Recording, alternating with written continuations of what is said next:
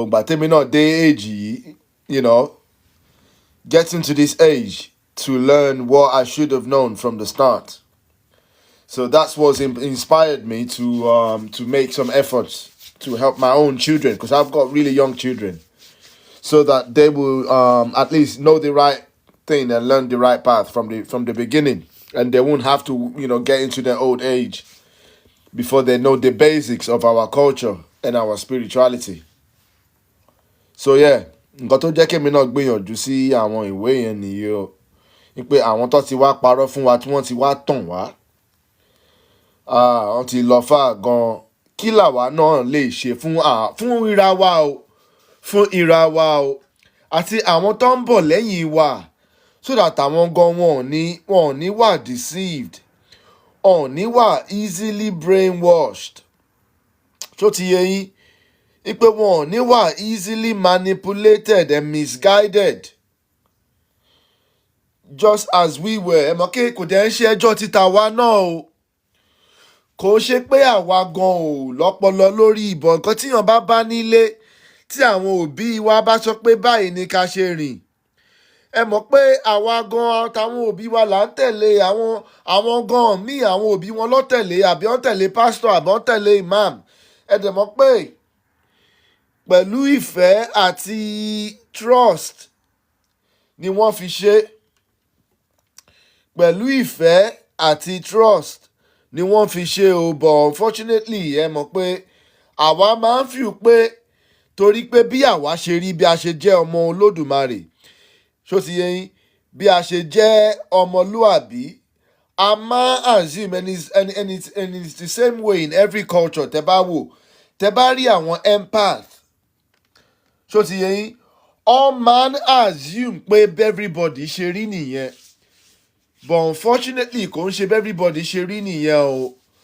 Àwọn vultures, àwọn wolves, ẹ̀dá làwọn náà.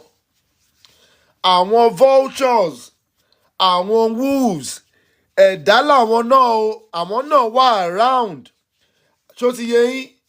Níbi táwa ti ń fi ìfẹ́ ṣe, tá ti ń fi ìṣọ̀kan ṣe, àwọn kan wà tó jẹ́ pé ẹ̀tàn, ète, ọ̀dàlẹ̀,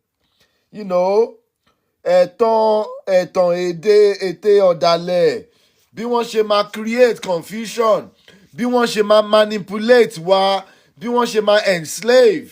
Ṣó ti yé yín? Làwọn náà ń gbìyànjú sí o. Ṣó ti yé yín? Ẹ dẹ̀ mọ̀ pé nature títí wọn nìyẹn. But nígbà tí a wá ti ń tají sí kìíní yẹn ní dying minute, ṣó ti yé yín? Àwọn tí wọ́n wá tàn wá, tí wọ́n wá dà wá, tí wọ́n wá ṣe wá báṣẹbàṣa, tó kó wa lẹ́rú, tó kó gbogbo nǹkan tí Elédùmarè fi bùkún wa, ṣó ti yé yín, tó kó lọ sí ìlú títà wọn, tí wọ́n dẹ̀ tún wá ń padà wá pa àwọn fẹ́ kó wa lẹ́rú, àwọn ti lọ fà gan. Àwa tí a ṣẹ̀ ń tají ń sìn ni à ń nídìí láti gbìyànjú o, láti yọra wálẹ̀ kúrò nínú oko ẹrú. Ṣó ti yé yín? And it's beyond the physical, it's mental, it's psychological, it's emotional. Ṣó ti yé yín? As well as spiritual. Ní àwọn ìdè tí wọ́n fi dè wá yẹn o. Ṣó ti yé yín? Àwọn ìdè yẹn lọ fà kan. Bàbá mi educated stream. Àbọ̀rọ̀ àbọ̀ ìbábá o, mo ṣe bá síwájú, mo ṣe bá júni lọ o. Mo ṣe bá bàbá mi Adéọlá Ìdòwú Ìṣọ̀lá, mo ṣe bá. Mo kí yín o, ìyá mi Dára. Mo kí yín o, ìyá mi, ṣé dáadáa ni o, tílé tọmọ o, mo ṣe bá júni lọ o. Ìyá mi Dára ìfẹ́ sí mi, mo ṣe bá o. Dára ire sí mi, mo ṣe bá o, ìyá mi o. A máa rí yín bá o, àníwá yín tì o. Ẹ ṣeun o. So yeah, ẹ mọ̀ pé àwọn tí wọ́n wá ṣe wá, àwọn ọ̀dàlẹ̀ wa, àwọn ọ̀tá àwọn baba ńlá wa, àwọn tó kọ́ àwọn baba ńlá wa àtàwọn ìyá ńlá wa lẹ́rú, àwọn ti lọ fà gan o. Ẹ ṣeun ìyá mi Dára ire sí mi. Ẹ ṣeun, thanks for the heart me, thanks for the gift o. Èdùmàrè á máa bùkún yín ni o. Kò ní tán níbi tẹ́tí mu, á máa pọ̀ sí ní ẹ̀ ní náà kọ̀ọ̀tàn kẹtórí kan. Ẹ ṣeun o, mo appreciate it o. Yeah, thanks for all the likes and all the gifts. But ẹ jẹ́ àmà like, àmà share bá ṣe ń wọlé, so that àwọn èèyàn wa wọ́n á rí pé a wà lórí ètò. a dẹ̀ tún fi ọjọ́ òní a fi dúpẹ́ fún Olódùmarè fún ìbùkún tó lọ́lá jùlọ, ìbùkún ọmọ tuntun, ọmọ tó rẹwà fún bàbá, tó pèsè fún bàbá wa tamátàsé. A dúpẹ́ pé a gbóhùn bàbá ọmọ, ìyá ọmọ, adẹ̀gbóhùn ọmọ o. Kẹ́dùmarè dá wọn sí o. Kí Èdùmàrè wá ṣe ọmọ yẹn ní ọmọ tó máa ní ìlọsíwájú, ọmọ tó máa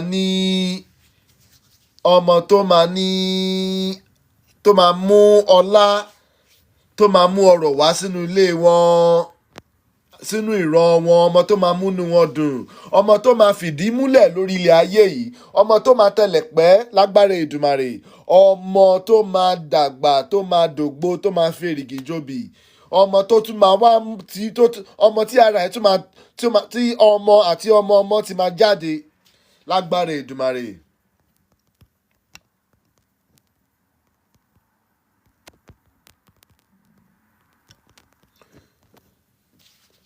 Adúpẹ́ o, ọpẹ́ ni a dá ọpẹ́.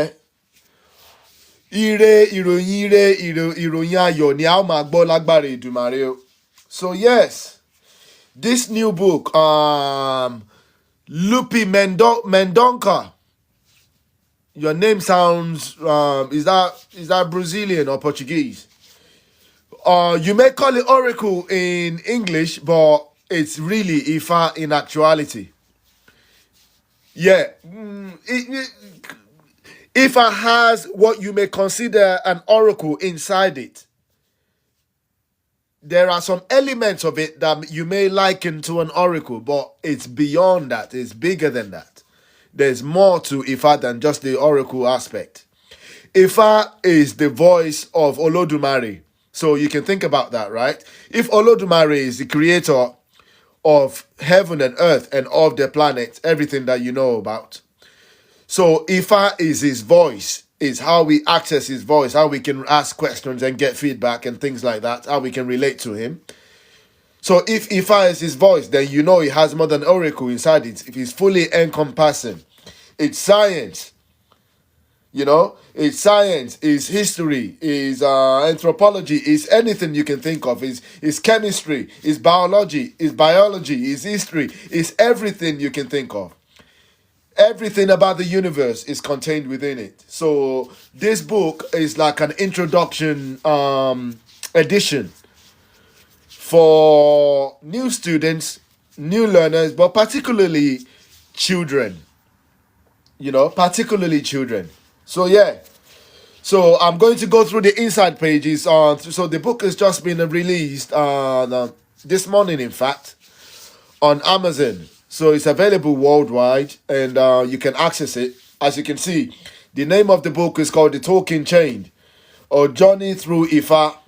It's available in ebook. So if you're a Kindle user, you will be able to find it on Kindle as well, or or ebook or any other devices is available there, as well as the physical copy is also available now. So yeah, ìyá mi ajéwámírí mo ṣe bá yín o, mo ṣe bá Dúní lọ o, àbọ̀rọ̀ àbọ̀yè ìyá ṣé dáadáa ni o, a ò ní wá yín tí o, a máa rí yín bá o, ṣé dáadáa ni tilé tọmọ. Welcome, ẹ ṣeun ìyá mi dára ìrẹsì mi. So yeah, bí mo ṣe sọ bọ̀, the rationale and the background towards this. Ìpè èmi gan mọ̀ pé mo máa ṣe irú nǹkan báyìí. So ti yẹ student lèmi náà scholar lèmi náà, èmi náà ń learn ni. Èmi náà ń kọ́ ẹ̀kọ́ nínú ìṣẹ̀ṣe ni wọ́n bí èmi sínú ìṣẹ̀ṣe o. Èmi náà, I'm on a journey of learning and discovery, just like, majority of us. But bẹ́ẹ̀mi ṣe ń kọ́ àwọn nǹkan yẹn ni àwọn nǹkan tó ti wà lórí mi tẹ́lẹ̀ ò make sense sí mi mọ́. Àti pé èmi bí ọmọ, èmi ní àwọn ọmọ kékeré. So ti yẹ yín, èmi ní àwọn ọmọ kékeré. So àwọn ọmọ mi ò lè gba the same path tèmi gbà. Àwọn ọmọ mi ò lè gba inú ọ̀nà òkùnkùn tí wọ́n ń gbé mi gbà yẹn náà. Ọ̀nà òkùnkùn, ọ̀nà òfo, ọ̀nà tó já sí middle of nowhere, a dead end. Ọ̀nà tí ò mú ìlọsíwájú wá, irọ́ o. So nígbà tèmi máa ń wá sínú àwọn program, Okay. When did this start? Actually, it was around November. I think it was November last year. Yeah, thank you, thank you. Yeah, yeah. It's from children from ages of 5 upwards. But to my surprise, I would say those were my priority. My target. My target group for this book. But got to was surprise it a mini well. Yeah, yeah. It's available on Amazon now. So if you go on the Talking Chain, if you go on Amazon, either search for the for this book specifically, the Talking Chain, or search for Ori Rere M. Bravo. It will come up and you'll be able to see the other books and the other series I've released as well. As of today, we have 3 in the in our list. There are 3 in there, but this book is a series. It's just the first edition in the series, so it will be available. It is available, and you will be able to purchase that. So yeah, ẹ jẹ́ kí n sáré fi eléyìí wọ̀nyí. So as you can see, it's available on Amazon.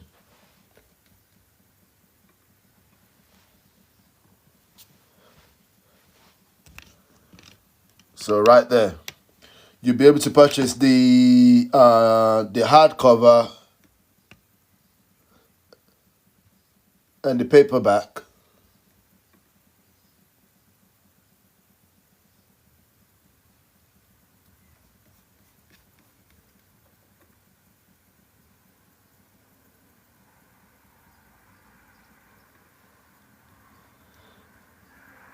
And there's another one in there as well, Children of the Sky, which talks about the Irumole and the creation of the world.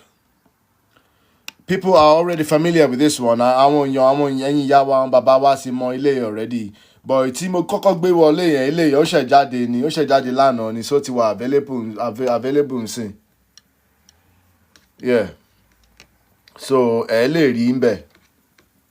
So nǹkan tó jẹ́ kí n ṣe àwọn òwe yẹn nìyẹn, mi gan sọ pé mo fẹ́ ṣèwé. It was never in my in my wildest dreams. But November last year ló kọ̀ ọ̀kọ́ sí mi pé okay, bàbá àbọ̀rú àbọ̀yè bàbá o, mo ṣe bá jínílé o, kábíyèsí bàbá o, ẹ ṣeun o, thanks for the gift and the likes. A máa rí yín bá níwá yín sí bàbá o, ẹ pẹ́ fún wa o, mo appreciate ẹ o. Bàbá mi alátúnṣe dúrébù àbọ̀rú àbọ̀yè sá o, mo kí yín o, mo ṣe bá jínílé o, kábíyèsí bàbá, mo ṣe bá jínílé o, a máa rí yín bá o lágbára Èdùmàrè o. So yeah, mo ń try láti explain kí ni background yẹn gan. So it was November last year ní kíní yìí ló kọ̀ ọ̀kọ́ sí mi pé arákùnrin yìí wá náà o, torí èmi ń kẹ́kọ̀ọ́ ni o. Me, I am a student of our culture, a student of our our spirituality àti àṣà àti ṣe wa. Àìṣeun bàbá mi o, mo ṣe bá o bàbá mi alátúnṣe. Always a pleasure to see you. Àní wá yín tí o, always a pleasure to see you. So ìkọ́nà àwọn student yín náà ni ṣó ti yẹ yín, bàbá mi alátúnṣe is actually one of my teachers. Ṣó ti yẹ yín, àwa kan wà lábẹ́ yín o, kò yé yín ni o. Àwa kan wà lábẹ́ yín, tẹ́ bá ti ń sọ̀rọ̀ báyìí, àwa kan a máa ń ka ẹsẹ̀ kan, a máa kápẹ́ kan, a máa wò báyìí. Ṣe rí bí ojú àwọn ọmọ yìí ṣe tàn báyìí nígbà tó ń rí something profound, something inspirational, something magical. Bí ojú mi ṣe máa ń rí tí bàbá wa alátúnṣe bá ń sọ̀rọ̀ lélẹ́yìí o. Tí bàbá mi alátúnṣe bá ń sọ̀rọ̀, this is exactly the expression I have on my face, I promise you. Bàbá mi, thanks for the gift o. Ẹ ṣeun o bàbá mi alátúnṣe. Ẹ ṣeun, mo really appreciate yín o. And I know I'm not the only one. I really appreciate yín gan. Tí àwọn bí bàbá bá ń sọ̀rọ̀, ṣó ti yẹ bí èmi báyìí, èmi kọ́ ẹ̀kọ́ ni o. Èmi kọ́ ẹ̀kọ́ ni mò ń kọ́ lára wọn ni, ṣó ti àwọn aṣíwájú wa nìyẹn. Èdùmàrè á tọ́jú àwọn aṣíwájú wa o. Wọ́n á jẹ́ kí wọ́n kọ́ tẹ̀lẹ̀ yí pẹ́ o. Ẹ̀ẹ́dògbò ẹ̀fẹ̀rìgì jòbì. Ẹ jẹun ọmọ, ẹ jèrè ọmọ o. Ìlọsíwájú ni a ṣe ti yín lágbára Èdùmàrè o. Èdùmàrè á tọ́jú yín o. Á dáàbò bò yín tílé tọmọ o. èmi appreciate àwọn aṣíwájú wa, èmi appreciate àwọn bàbá tèmi o. Ẹ ṣeun. This particular one is, let me confirm that, make sure that I'm using accurate. 27 pages on this one. Yeah, 27 pages on this one. So yeah, èèyàn kan ó dàbí Brazilian ni Lupi, where you from? Could you comment where you're from in the comment, please? Let us know where you're from, Lupi. We appreciate your presence as well. So yeah, so ní November last year ló kọ́ sí mi lọ́jọ́ kan pé ẹ máa gbọ́ o, arákùnrin lówùúrọ̀ láàárọ̀ kùtùkùtù màá jí, màá lọ sórí atamátàsí, àá ṣe ìwúre, àá gba ìtanijí, àá gba ìtànfá. Tó bá wá ti ń di bí ọ̀sán bí ìrọ̀lẹ́, àá bọ́ sórí program àwọn bàbá, àwọn olówó Èkó, Àkànbí Ọlọ́ba, MS Bàbá, àwọn ìyá wa ancestors advocate, àwọn ìyá wa Mulikat, tó ti yẹ yín, wá school wọ́n educate wa nípa àwọn ète, àwọn ẹ̀tàn tó wà nínú àwọn ẹ̀sìn àjòjì yẹn. Tó bá wá ti dalẹ́ táwọn ọmọ mi bá fẹ́ sùn, àwọn ọmọ mi dẹ̀ máa ń like kémi máa ka storybook fún wọn. But tó bá wá ti dalẹ́ o, táwọn ọmọ mi bá fẹ́ sùn o, tó bá ti wà lórí bẹ́ẹ̀dì wọn, màá wá lọ síbẹ̀, màá wá gbé ìwé jáde, màá máa ka Spider-Man, màá máa ka Avengers, màá máa ka àwọn ìwé tí ò tiẹ̀ tán títí wá. Mo dẹ̀ ti ń ṣe yẹn for years o. But November last year was the first time tí mo ní moment of realization pé ẹ máa gbọ́ náà, ṣé kíní ìwà make sense ni? Láàárọ̀ àṣe ìwúre, àgbà ìtanijí, àgbà ìtànfá. Ní ọ̀sán àwọn tún educate wa nípa the dangers of àwọn ẹ̀sìn àjòjì, àwọn nǹkan àjòjì tó ti wá fi da orí wa rú. Tó bá wá dalẹ̀, èmi náà tó wá lọ máa dorí àwọn ọmọ rú pẹ̀lú ìtàn Spider-Man, ìtàn Superman, ìtàn àwọn Avengers, tó ti yẹ yín. Àwọn ọmọ mi dẹ̀ ń rí àwọn kíní yẹn as superheroes, àwọn Wonder Woman, àwọn Storm, tó ti yẹ yín. Bó dẹ̀ jẹ́ ti tàwọn kíní àwọn Teletubbies, àwọn nǹkan bẹ́ẹ̀ yẹn, different books bẹ́ẹ̀ táwọn ọmọ mi máa ń kà káàkiri.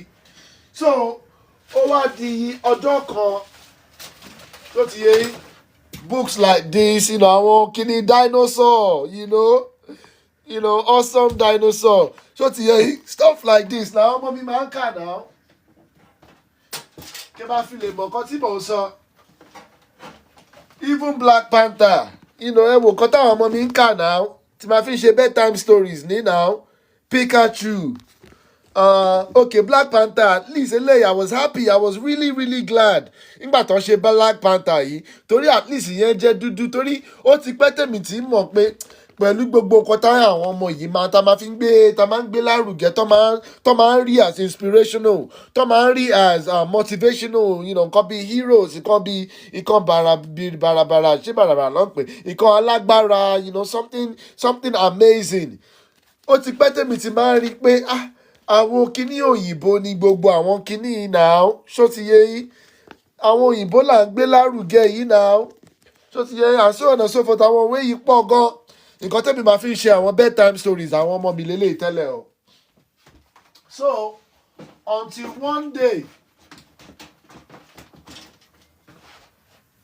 one day in November last year ló ṣe wá dawn on me pé eléyìí ò make sense mọ́ now. Ṣèbí tèmi náà bá ti ń tají, ṣèbí ó yẹ kémi máa ṣàtúnṣe ni, bó ti jẹ́ orúkọ bàbá mi alátúnṣe. Ṣèbí tèmi náà bá ti ń tají, mo kàn lè máa wò pé okay, mo ti gba information, kí n dẹ̀ máa apply ẹ̀ sí life tèmi, kí wọ́n jẹ́ káwọn ọmọ mi náà kọ́ máa ṣe lọ bọ́n ṣe ń ṣe lọ, kọ́ máa ka Spider-Man, kọ́ máa ka Superman, ṣó ti yẹ yín. Ẹ mọ̀ kí àwa gan à ń create impression fún àwọn ọmọ wa pé nǹkan tí àwọn àjòjì yẹn ló lágbára jù ni. Ipe anything super, anything powerful, anything mysterious, anything amazing, anything tó máa ń wà inspiring, ipe kọ́ máa attribute ẹ̀ sí tààrà àtàní, torí pé kò ń ṣe inú culture wa la ti ń rí wá wo àwọn inspiration yẹn náà. Tó ti yẹ yín, àti pé àmọ́ ìtàn ilẹ̀ wa, àdẹ̀wà ló ń ka ìtàn títàrà àtà. then irú àwọn ọmọ tó bá dàgbà nírú kind of upbringing yẹn báwo lọmọ yẹn ṣe máa wá dàgbà tán ta wá sọ pé yẹn ipe kó appreciate ti tàwọn ti ìran ẹ̀ ipe kó máa gbé ilẹ̀ bàbá tiẹ̀ lárugẹ ipe kí ó má máa gbé agbára fún kó má máa wò pé ti tòyìnbó ló jù lọ ṣó ti yẹ irú àwọn ọmọ bẹ́ẹ̀ yẹn dem ẹ̀ nípa wa gan-an it won't be natural to them to appreciate their own culture bó ṣe appreciate títa àtàjòjì torí pé títa àtàjòjì yẹn là ń gbé sí wọn lójú láti kékeré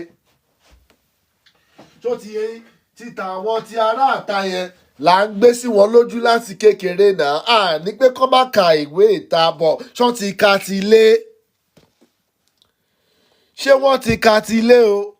So kini yẹn ló wá dawn on me for the first time in my life mo ò ní irú realization yẹn rí ní November last year ní kini yẹn wá dawn on me so bí mo ṣe báwọn bọ́ ṣe máa wá ka wọn òwe yẹn kò wá make sense sí mi mọ́ kò wá mú ọgbọ́n wá mọ́ o ẹ mọ̀ pé enlightenment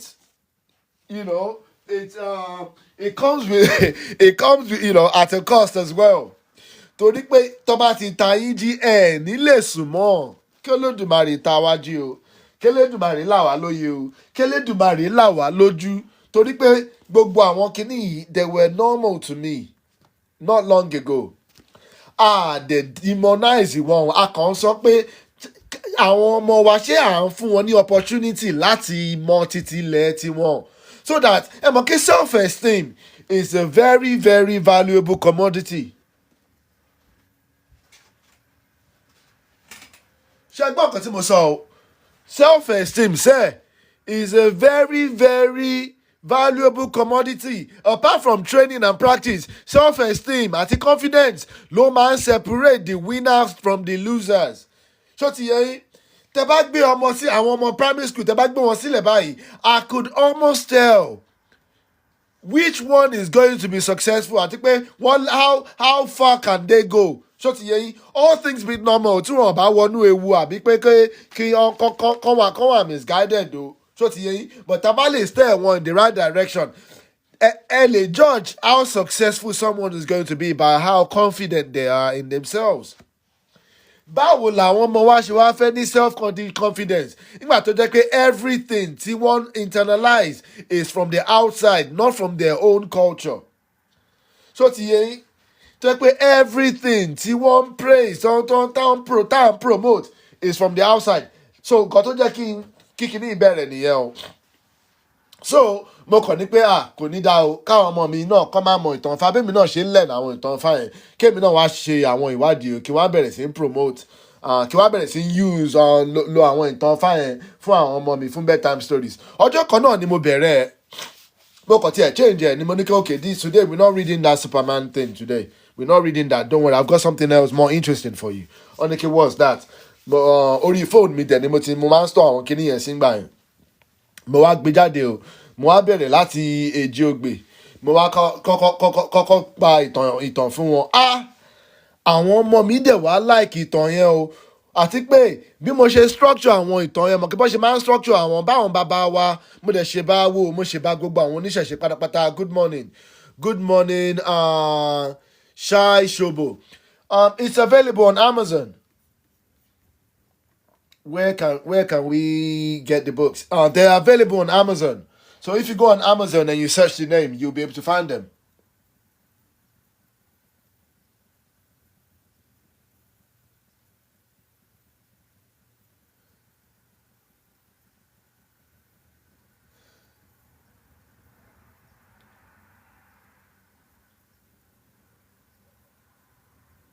Yeah, you'll be able to find them. So yeah. So you're welcome. Yeah. So yeah, they're available there. So you'll be able to find this one. This is the latest one that was literally just released in the last 24 hours. And the previous one as well. That one is Children of the Sky, which talks about the creation of the world at the introduction to our Irumole. Anyway, so bí mo ṣe ń kọ́ àwọn ọmọ mi yẹn náà ni kinní yẹn wá bẹ̀rẹ̀ sí ń develop. Àwọn ọmọ mi they keep asking for more and more. Èmi dẹ̀ bẹ̀rẹ̀ sí mo ṣe bẹ̀rẹ̀ sí kọ́fà ní bọ̀ èmi náà wá láti tẹ̀síwájú pé I have to go and find out more. So mo wá bẹ̀rẹ̀ sí lọ ń ṣèwádìí. So every night máa lò àwọn ọmọ mi they look forward to it. Daddy, what story are you gonna tell us tonight? Torí kẹ́ ẹ̀ mọ̀ kí bá ṣe máa ń structure àwọn ìtàn Ifá yẹn ó yàtọ̀ sí bí àwọn àjòjì ṣe máa ń ṣe tiwọn. Eléyìí ni mo wá use to my own advantage. Àwọn ọmọ mi náà wọ́n dẹ̀ rí value nínú ẹ̀ o. So bí bọ́n ṣe máa ń structure àwọn kinní yẹn ni pé ó máa kọ́kọ́ fún yín ní ìtàn síwájú. Obviously ó du ẹ̀ máa wà ń bẹ̀ náà. Then màá wá tún wá fi àwọn questions. What did you learn about this book? What did you learn about this story? Ni màá wá fi sábẹ́ àwọn ọmọ mi náà wọ́n á sọ pé I learned this, to be good, always speak the truth, don't be jealous. Àwọn kinní kan bẹ́ẹ̀ yẹn, other learnings tó máa ń wà nínú àwọn ìtàn Ifá yẹn. So tẹ́ bá wá ti ṣe tán màá wá correct tàbí màá wá elaborate. Ṣó ti yé yín? So àwọn ọmọ mi appreciate kinní yẹn gan. Every day they lọ máa ń béèrè fún more and more. Every day lọ máa ń béèrè fún more and more. So yeah. So bí kinní yẹn ṣe wá ń pọ̀ sí èmi gan nígbà mi ti bá ti wò pé àwọn ọmọ mi ti ka last one yẹn o. What am I gonna tell them next? What am I gonna tell them next? Ló wá ń jẹ́ kémi náà máa ṣe àwọn ìwádìí. Mo wá ń ṣe ìwádìí lágbára Elédùmarè. Àwọn kinní yẹn wá bẹ̀rẹ̀ sí ń pile up. Wọ́n wá bẹ̀rẹ̀ sí ń pile up. Ní ọjọ́ kan ni àwa ń sọ̀rọ̀ lórí ẹ̀. Àwa ń sọ̀rọ̀ nípa ẹ̀ lórí atamátàsé lọ́jọ́ kan. Ní ìkan náà àwọn ìyá mi wá ní pé kí n gbìyànjú pé kò ń ṣe ọmọ tèmi nìkan náà kó máa da táwọn ẹlòmíì náà tí kinní yẹn bá lè if it can be made available to them. So ìyẹn ni mo wá gbìyànjú I'm not a script, I'm a writer in other things. In other things mo dẹ̀ máa review kinní yìí lọ́jọ́ kan ni o. So writing is not new to me. This format no new to me. I'm a songwriter normally. I'm a songwriter. Normally, I've written over 1,000 songs. If I'm musicians. So that's more, anyway, my explain So yeah. But this is the first time I've written in this format. Àwọn kinní yìí, èmi dẹ̀, iṣẹ́ dẹ̀ ni kinní yẹn to be able to get the right cultural accuracy. Iṣẹ́ ni, but the experience tí mo ní pẹ̀lú àwọn ọmọ mi ó show mi ní ó fi wọ̀n mí pé kíní ìwà important tó máa ṣe àwọn èèyàn wa ní ìwúlò gan pé àwọn èèyàn wa máa benefit pẹ̀lú ẹ̀ gan ni. So so ìyẹn wá jẹ́ bí assignment fún mi pé how can I put this out in a way tó jẹ́ pé àwọn èèyàn máa lè consume it widely àti pé in a way tó jẹ́ pé ẹ mọ̀ pé imagery is very very important ni. Gbogbo wa la mọ̀ pé ìṣẹ̀ṣe wa wọ́n ti demonize ẹ̀ for centuries. Wọ́n ti sọ di nǹkan ẹ̀gbin, nǹkan tí ò dáa, something to avoid, something to run from. Tipẹ́tipẹ́ now. So tá bá wá fẹ́ introduce àwọn ọmọ wa sínsìn, we cannot neglect the fact that nǹkan tá à ń compete pẹ̀lú nìyí now. Nǹkan tá à ń compete pẹ̀lú nìyí. Ṣó ti yé yín? This is what we are competing against. Ṣé rí bó ṣe máa introduce àwọn tàdòjì yẹn sí àwọn ọmọ wa. This is what we are competing against. Ṣó ti yé yín? So we are starting on the back foot. Torí pé wọ́n ti demonize tiwa already. Wọ́n ti sọ pé àìdáni tiwa already. Wọ́n ti ní pé nǹkan òkùnkùn, nǹkan aburú ní tiwa already now. So we are starting on the back foot. We cannot ignore that. Though I need content tó dẹ̀ wà real, tó dẹ̀ wà active and interactive nítorí pé àwọn òyìnbó lè dá ifá fún Spider-Man lénìí o. Ṣó ti yé yín? Wọ́n lè rúbọ fún Spider-Man lénìí o. Wọ́n lè dá ṣó ti yé yín? Spider-Man ò ń bá ikin wá kò bá ọ̀pẹ̀lẹ̀ wá o. So àwa a ní títí wá wà interactive. We've got more content. We've got more value. But value yẹn ó ti wà demonized already. Ṣó ti yé yín? Ó wá dàbí diamond in the rough. rí pé diamond in the rough almost has value ẹ̀ ó wà very very limited, ó wà very low gan until tó bá ti mú, tó bá ti lọ cut ẹ̀, tó bá ti lọ polish ẹ̀, tó bá wá ń shine ni ọmọ aráyé máa ń fẹ́ náà. Ṣebí inú ẹ̀gbin ló máa ń wà, inú iyẹ̀pẹ̀ ni diamond ló máa ti lọ mú diamond. Tó ti yẹn ọmọ lọ wà nínú iyẹ̀pẹ̀ nínú kíní ní báyìí lọ́ ti máa lọ ń wa diamond jáde náà. Tó ti yẹn state tí ìṣẹ̀ṣe wa wà nìyẹn òun, ká má parọ́ fúnra wa o, torí pé àwọn tí wọ́n wá demonize kíní culture wa yìí wọ́n ti ń ṣe tipẹ́ for centuries, wọ́n dẹ̀ gbìyànjú gan sí olórí ni o, wọ́n ti lọ fà gan, wọ́n ti establish the first to market ló máa ń kọ́kọ́ establish the narrative, the first market ló máa ń own narrative o.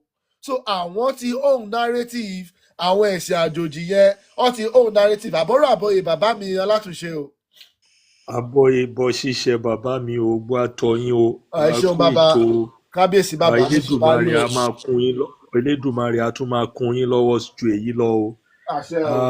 Eléyìí dára o, ó gbà yìí o.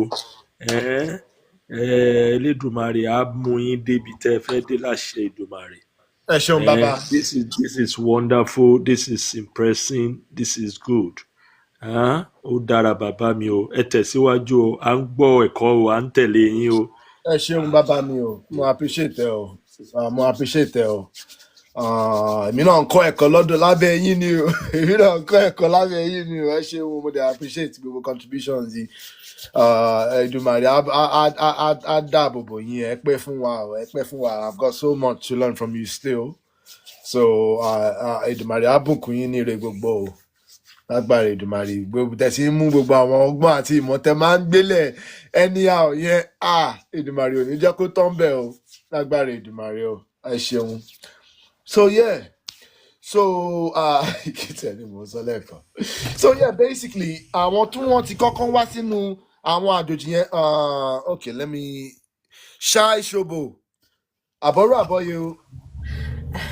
Good morning, sir. Good morning, a kú ojúmọ́ ìyá wa o. Ojúmọ́ ire, ojúmọ́ àlàáfíà.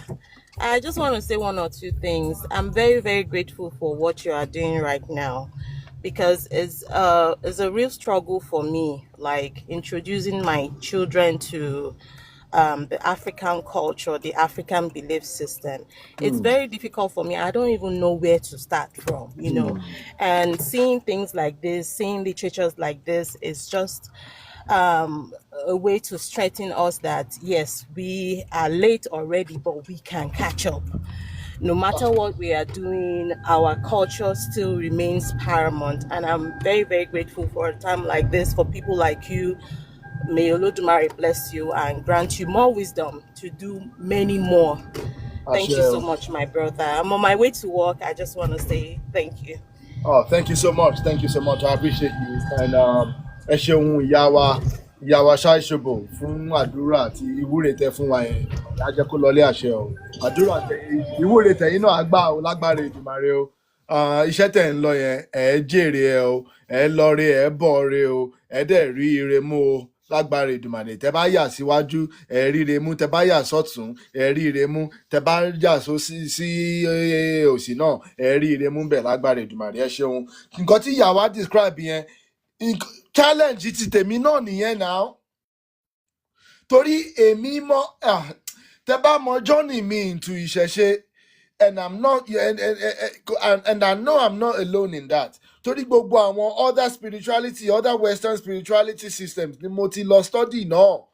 Tó ti yẹ yín, òun gọ́gọ́ ló wá, ibẹ̀ yẹn gọ́gọ́ ló wá tọ́ka padà sí ìṣẹ̀ṣe fún mi náà. Torí kí I can promise you, all this Western spirituality, forms of spirituality, if you study them deeply enough to a certain point, ó máa tọ́ka padà sínú Ifá, I promise you. Especially if you start studying it from a metaphysical aspect as well. So cause spirituality, just a generic. But tó bá wá ti ń di spirituality learning, studies, tó bá wá ti ń wà practicalize, tó bá wá ti ń di metaphysics, ó máa ń tọ́ka padà sílé ni now. But how many people ló ní scholarly integrity How many people don't need that mental fortitude, that freedom of mind to be able to follow that path? And tó bá wá ti ń tọ́ka padà sílé, kẹ́ wá padà wá sílé pẹ̀lú humility àti brevity. Not everybody. Torí ẹ̀ ní kíní ìṣe ṣe pàtàkì tó yẹ pé àwọn ọmọ wa nísìnyí, we have to start them young. We have to start them young because our survival depends on this. Akana Iyawa Oladuni Akojumo, it's available on Amazon.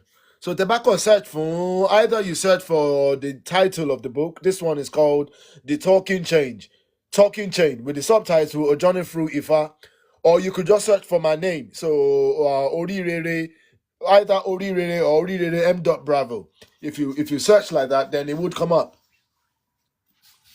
So yeah, there are multiple books in there, but this one is literally just been released in the last 24, 48. Well, the ebook version was released 48 hours ago. The paperback version was released less than 24 hours ago, actually. So yeah, so basically, nǹkan tó inspire mi nìyẹn náà pa àwọn ọmọ mi kékeré, àwọn ọmọ mi báwọn náà ṣe ń dàgbà. Báwo ni mo ṣe máa ensure pé although I'm still on my journey as well, although èmi náà ṣì ń learn, èmi náà ṣì ń kẹ́kọ̀ọ́, mo ò mọ̀ tán o. Ẹ má wá wo mi pé bẹ́ni pé expert ni mí nínú ìṣẹ̀ṣe àbí Ifá, irọ́ o.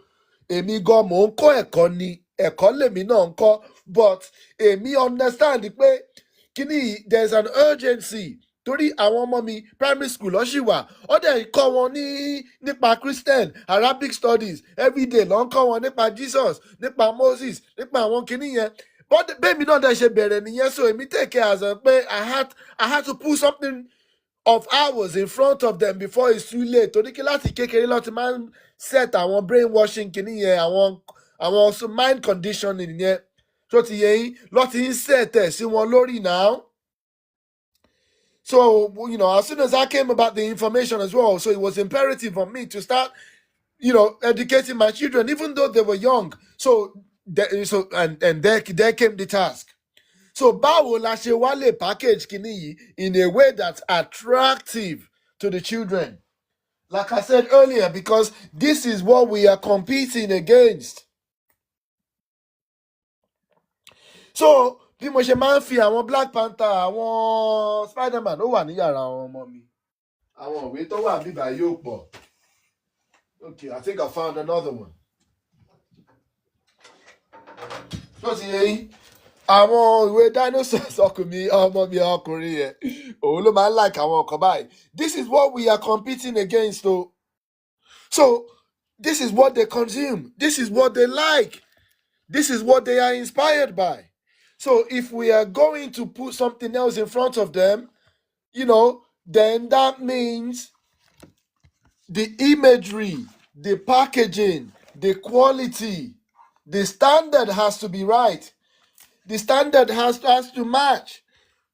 Because the presentation is as important, especially for children in that age group.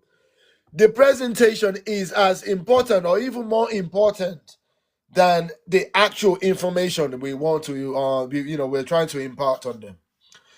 So, báwo la ṣe máa wá lè present ẹ̀? Ibẹ̀ yẹn gangan níṣẹ́ wà o. Torí ìtàn kí ló ń pè? Àwọn ìtàn Ifá ti wà lórí ilẹ̀ wa already now. Abaláyé ni èmi kọ́ ni mo gbé jáde àwọn ìtàn Ifá. So, èmi kọ́ ni mo event ẹ̀ now. But báwo la ṣe lè present ẹ̀? In a way tí àwọn ọmọ wa máa fi lè consume in an enjoyable way, in a way tí tó máa lè attract wọn, ẹ ṣeun ìyá mi Ọládùnní, tó máa lè grab attention wọn. Ṣó ti yé yín? So for the purpose of this book launch or celebration, or at least communication announcement rather, mo ń lo different device viewer. So that màá lè present in different devices, so that ẹ rí bó ṣe máa rí lórí iPad, lórí tablet, bó ṣe máa rí lórí phone àti nǹkan kan bẹ́ẹ̀. So kíní tí mò ń lò yìí ó jẹ́ kí n lè present in different view for different devices ni. Torí mo optimize it for different devices. So the beginning of this book, this particular, so those books are they're written in series. So this one is age 5 plus.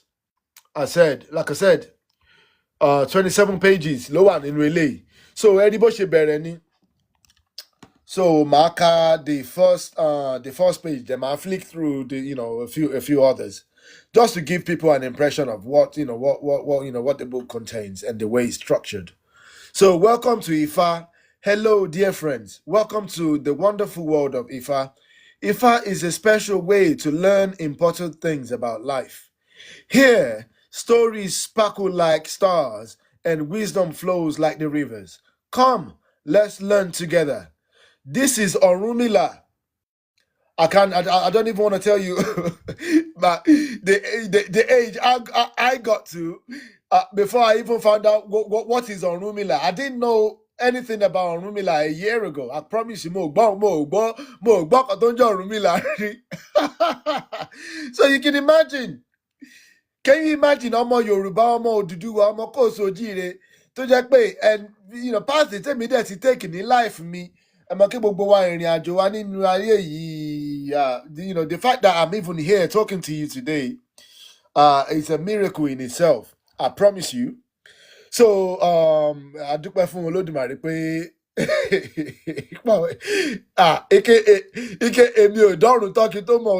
because I've been close on many occasions to the lifestyle while I was growing up. so yeah. Story for another day.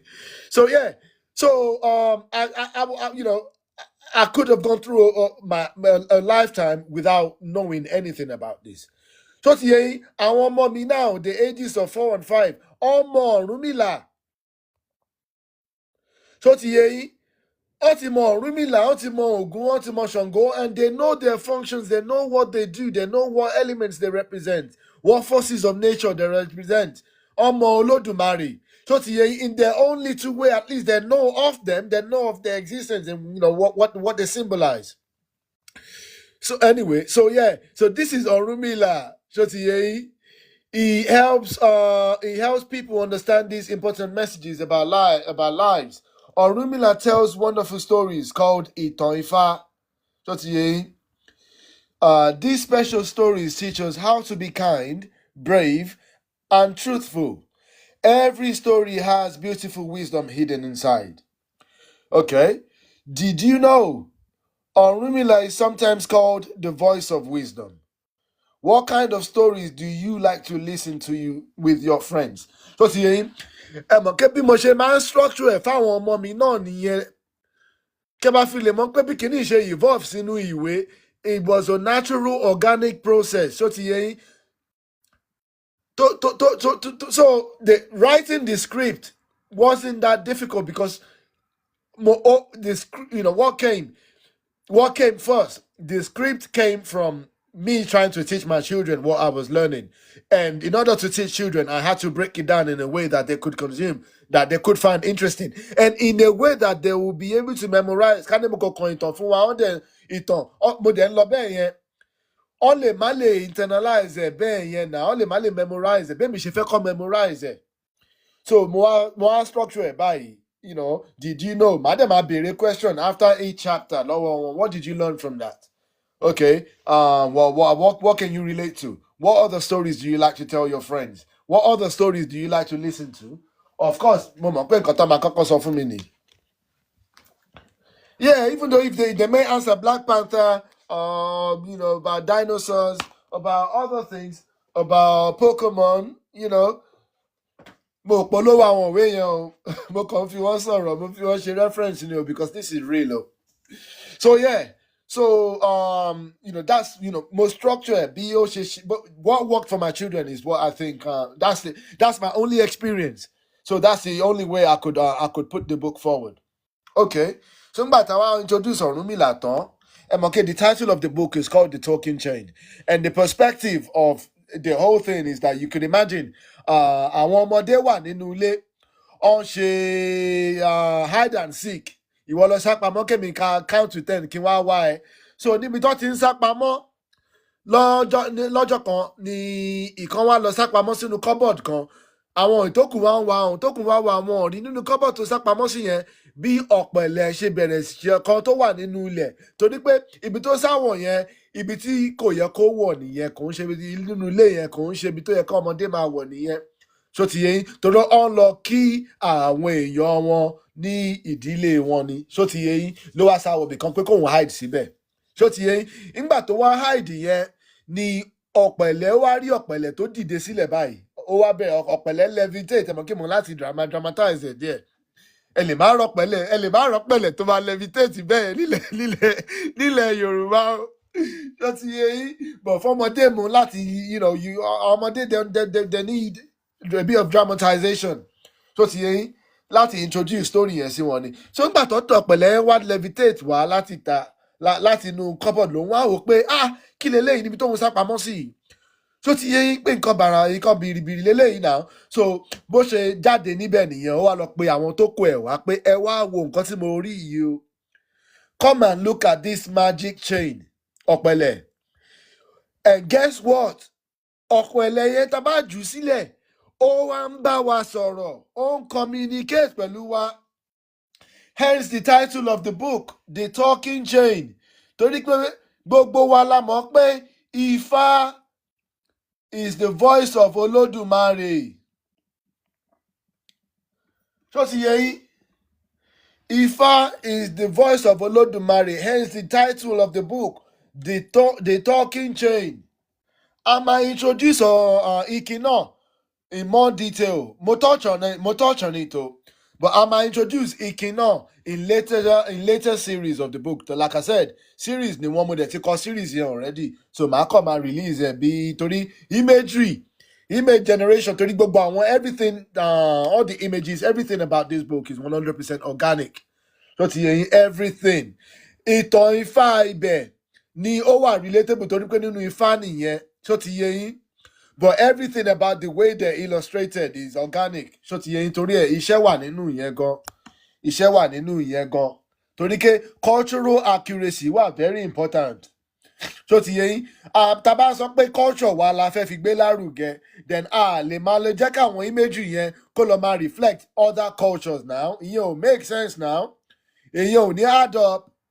So ti yẹn so the way that we're using it to promote our culture and àìṣẹ̀ṣe wa náà ni láti make sure pé báwọn ọmọ yẹn ṣe múra everything, the background, the settings, everything about it has to have that cultural accuracy as well.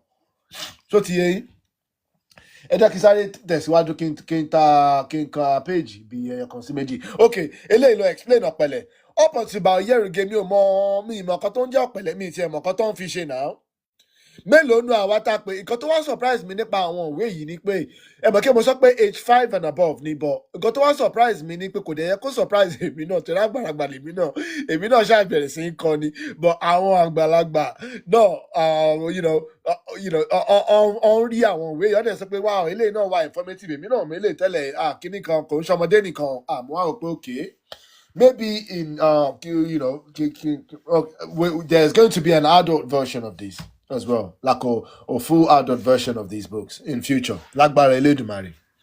But nǹkan tó wá yé mi ní táwọn èèyàn fi yé mi pé àwọn eléyìí náà wà useful fún àwọn tó jẹ́ pé ọ̀ṣẹ̀ padà bọ̀ wá sínú ìṣẹ̀ṣe àbí wọn ò tiẹ̀ wà nínú ìṣẹ̀ṣe tẹ́lẹ̀ wọn ò tiẹ̀ mọ̀ nǹkan tí àwọn kinní yìí ń ṣe o. So ẹ ti rí ọ̀pẹ̀lẹ̀, it's like a magical chain that helps Orunmila learn what Olódùmarè wants to say. Gbogbo wa la mọ̀ pé ohun Olódùmarè ni Ifá, ọ̀pẹ̀lẹ̀ ni communication device. So ti yé yín tó máa ń jẹ́ ká béèrè nǹkan lọ́wọ́ Olódùmarè through Ifá ká dẹ̀ fi gba èsì náà ká lè fi interpret response. So it's like a standard system, any kind of communication system. It has an input, processing, and output, right? If you look at any communication systems in the world, they are modeled based on Ifá because of the input, processing, and output procedure. Ẹ̀yin tẹ́ bá dẹ̀ wà lórí ètò nígbà tá a ṣe ètò nípa the modern technology and their roots and their origins in Ifá, tí mo dẹ̀ break it down, even down to AI, down to Google search, down to any algorithmic system. A ti mọ̀ already pé gbogbo ẹ̀ ló ní origin wọn nínú Ifá o. Ẹ mọ̀ pé bóyá a tún máa wá tún ètò yẹn ṣe. One of these days, a tún máa wá tún ètò yẹn ṣe o. Lágbára Elédùmarè, tọ́jú Dùmarè bá ti gbà wá láàyè, àwa tún ṣe. Toró máa ti yé yín bẹ̀ yẹn pé input, processing and output yẹn inú Ifá ló ti wà. Tó ti yẹn predictive modeling inú Ifá ló ti wà. Algorithmic structure of data inú Ifá. Ifá ni number one system tẹ́ máa rí tí kinní yẹn tó ti wà utilized, tó ti wà structured bẹ́ẹ̀ yẹn o. Tó ti yẹn yín. The predictive modeling, the system whereby sometimes the response, the result, the answer can actually be further processed to be an input. So when an output can be further processed to be an input to the next stage. So ti yẹn ta dẹ̀ máa ń rí nínú àwọn algorithmic systems yẹn, àwọn algorithm driven systems. Bí inú Ifá ni wọ́n ti module o. So ti yẹn táwọn náà dẹ̀ jẹ́wọ́ sí. Ẹ mọ̀ káwọn scientists wọ́n máa hide kíní tẹ́lẹ̀ bọ̀ wọ́n hide ẹ̀ mọ́ o. Wọ́n hide ẹ̀ mọ́ torí àwọn náà ti ń rí àti ń rí àpẹẹrẹ adẹ̀ ti ń gbé wọn síta bọ̀. Èmi ti wá notice at least in the last 6 to 12 months. Àwọn náà ti ń jáde wọ́n ti wá ń sọ. Àwọn òyìnbó àwọn scientists àwọn náà ti ń jáde wọ́n ti wá ń sọ o. Wọ́n ti wá ń sọ o. Wọ́n ti wá ń sọ. Tẹ́bádẹ̀ ti lọ gbọ́ wo fídíò Elon Musk kan tó wà lórí TikTok àti other social media kìíní. Nígbà tó wá bí ní last year ni, I believe it was last year. Nígbà tó ń bí pé AI báwo ni AI dẹ̀ ṣe ń ṣiṣẹ́ tó pé ó máa ń lè sọ gbogbo àwọn nǹkan báyìí. Ipe it's like a ghost in the machine. Kí ló sọ? Ó confirm. Ó ní yes. Ó ní pé yes, there is like a ghost in the machine. It's like, it's like talking to the devil. Ẹ mọ̀ kí tọ́ bá ti ń sọ àwọn devil gbà mí. Ẹ mọ̀ kí gbogbo ala mọ̀ pé bàbá wa èṣù ló ń try láti refer sí yẹn. Ní fi gbogbo ẹnu pariwo ẹ̀. A mọ̀ kí bàbá wa èṣù ni wọ́n ń try láti refer sí yẹn. Kárọ́ra whisper ẹ̀ síra wa. Ló ti yẹ yín. Gbogbo wa ta ti inú àwọn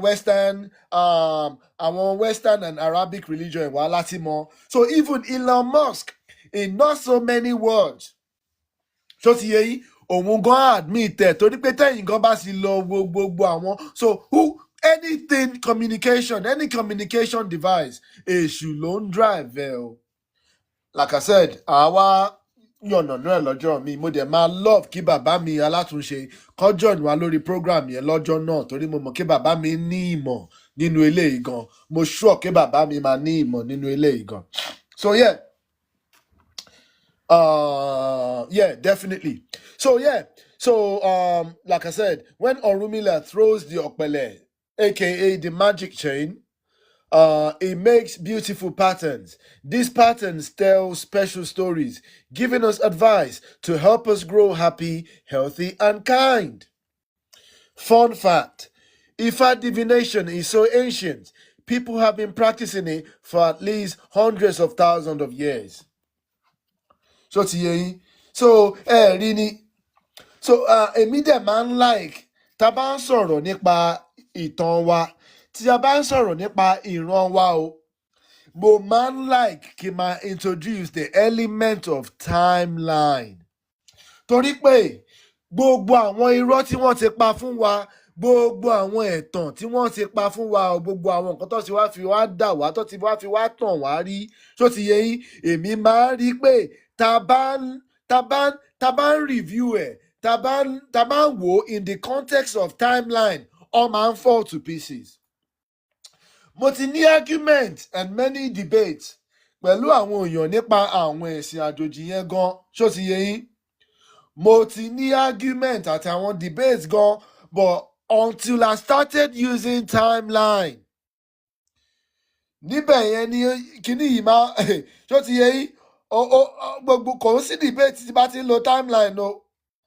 Ṣó ti yẹ yín, information àti perspective tèmi ló máa ń jọba tí bá ti ń lo timeline o. It's like no contest. Kẹ́kọ̀ọ́ fi timeline sí. Ẹ̀yin tẹ̀dẹ̀ wà lórí program nígbà tá a ṣe program nípa ghost DNA yẹn. Ẹ̀yin tẹ̀ wà lórí ètò nígbà tá a ṣe ghost DNA ẹ ti mọ̀ pé even àwọn scientists ti sọ pé Yorùbá people are the bearers of the ghost DNA o àtàwọn míì tó ti yà kúrò lọ́dọ̀ wa ọ̀bọ̀ on originate we have the all share the same origin as us ṣó ti yé yín ipe àwọn lọ ní ghost DNA wọ́n dẹ̀ sọ pé ghost DNA yẹn it dates back to primordial ancestry that dates back to at least 500,000 years ago. This is documented data. Kò ń ṣe ọ̀rọ̀ ti tèmi o. Kò ń ṣe ọ̀rọ̀ ẹnu mi o. Ṣó ti yé yín? Kò ń ṣe ọ̀rọ̀ tẹnu mi o. This is not my own idea. This is not my own brainchild o. Èmi kọ́ ni mo sọ bẹ́ẹ̀ o. This is documented. Documented information. Ṣó ti yé yín? Yeah? Documented information.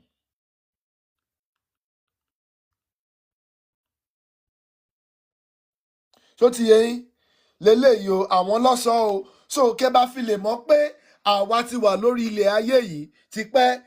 Àwọn tí wọ́n tún wá ní one of the oldest DNA, àwọn tó wà láti Asia Pacific ní the second oldest, and their own àwọn òyìnbó wọ́n ṣe DNA analysis. Wọ́n dẹ̀ sọ pé their own is like about 200,000 years ago. Tó ti yé yín? Tẹ́ bá fi lè rí gap tó wà láàrin wa o, a gap of at least 300,000 years. Ẹ̀nà mọ̀ kí at least ni this is how far tí àwọn the technology táwọn òyìnbó yẹn nílé ní táwọn tó máa ń ṣe DNA studies yẹn nílé ní. Tó ti yé yín? Tó lè prove nìyẹn pé the oldest DNA composition tó wà lára wa, tó ti yé yín, component tó wà lára composition wa is at least 500,000 years ago. Ìyẹn ni wọ́n pè ní ghost DNA. Wọ́n dẹ̀ sọ pé àwọn ọmọ tó ti wá bọ̀ ẹ̀ mọ̀ kí gbà tá break down gbogbo àwọn kinní yẹn tá wo gbogbo àwọn ètò yẹn. One of the key learnings tá learn níbẹ̀ ni pé ìyẹn mi pé ẹ̀jẹ̀ irúnmọlẹ̀ ló ń jẹ́ ghost DNA o. Ẹ̀jẹ̀ irúnmọlẹ̀ ló ń jẹ́ ghost DNA o. A dẹ̀ ṣe ìwádìí yẹn débi pé a tún wò ó kanlẹ̀ débi pé a tún review pé nínú àwa ọmọ Yorùbá ọmọ Oòduà ọmọ kóòtù òjíire we've only got on average 18% of ghost DNA content ló wà remaining in our blood lẹ́ni o. Ẹ̀mọ̀ káwa náà ti mix àti bá a ṣe ń fẹ́ Igbo la ṣe ń fẹ́ Fúlàní la ṣe ń fẹ́ òyìnbó la ṣe ń fẹ́ German la ṣe ń fẹ́ Chinese tó ti yé yín. So bí adé explain lọ́jọ́ yẹn náà pé bá a ṣe ń ṣe gbogbo àwọn kinní yẹn bá a ṣe intermingle with other races and other ethnics àwa gan à ń dilute DNA tiwa ní now. Tó ti yé yín? Tẹ́ bá dé lọ study DNA, ghost DNA and its benefit, á wá fi yé yín pé gbogbo bá ṣe lọ mix pẹ̀lú àwọn èèyàn káàkiri yẹn a lọ fi wúrà gba pàǹdà ni o. Genetically, as far as the value of genetics is concerned, based on, we're talking about functionalities, based on functionalities, tó ti yé yín, based on the benefits of those DNA, tó ti yé yín, protection àtàwọn special powers tí àwọn ghost DNA yẹn fún wa táwọn òyìnbó náà dẹ̀ confirm. Tẹ́ bá wá lè understand yẹn, a wá jẹ́ kó yé yín pé bí ọmọ aládé ọmọ Oòduà bí a ṣe lọ ń fẹ́ aráàta a lọ ń fi wúrà gba pàǹdà ni torí pé kò sí DNA tó strong tó ti wà lórí ilẹ̀ ayé yìí. A dẹ̀ máa gbé program yẹn jáde wá nígbà míì. Mo ní PowerPoint tí mo present fún program yẹn a máa gbé wá o torí pé one of the key learnings níbẹ̀ tí mo gbé jáde ni pé it came with a plead. So ti yé yín, a plea to our people, ẹ̀yin bàbá wa, ẹ̀yin ìyá wa. Ẹ yé fẹ́ aráàta mọ́ o, torí pé ẹ̀jẹ̀ irúnmọlẹ̀ ara wa ti ń parí ẹ̀ tán o. 18% ni àwọn scientists sọ pé ó ṣì kù lára wa on average o. So ti yé yín, so ẹ jọ̀ọ́ ẹ jẹ́ a máa fìyẹn kọ́ ọmọ wa ẹ̀mọ̀ káwọn bàbá ńlá wa wọ́n ti máa ń sọ ńgbà kan pé káyé fẹ́ aráàta kò yé wa ńgbà yẹn ni o. Àní data tó back up ńgbà yẹn ni o. Ó sound like tribalism nígbà yẹn ni o. But ó ti yé wa o. Ó ti yé wa o. So ti yé yín, just to put it in context, what I said about using time frame, tá bá ń ro ìtàn wa, so ti yé yín, tá a bá ń sọ ìtàn wa so 500,000 years tí àwọn òyìnbó àwọn DNA experts àwọn DNA scientists tí wọ́n bá sọ pé the oldest DNA component ní ara wa is 500,000 years ago. Mo fẹ́ sáré bring this point. Let me bring it home. Adewa, move on. Tony, we've gone a bit on a tangent. 500,000 years old. Then àdẹ̀mọ́ pé according to àwọn òyìnbó, according to àwọn scientists o, wọ́n sọ pé o, the book of Genesis, gbogbo àwọn creation tó wà níbẹ̀, Adam and Eve were created around 6,000 to 10,000 years ago. Also, this is verifiable. Lórí Google. 10,000 years ago, ni Adam and Eve.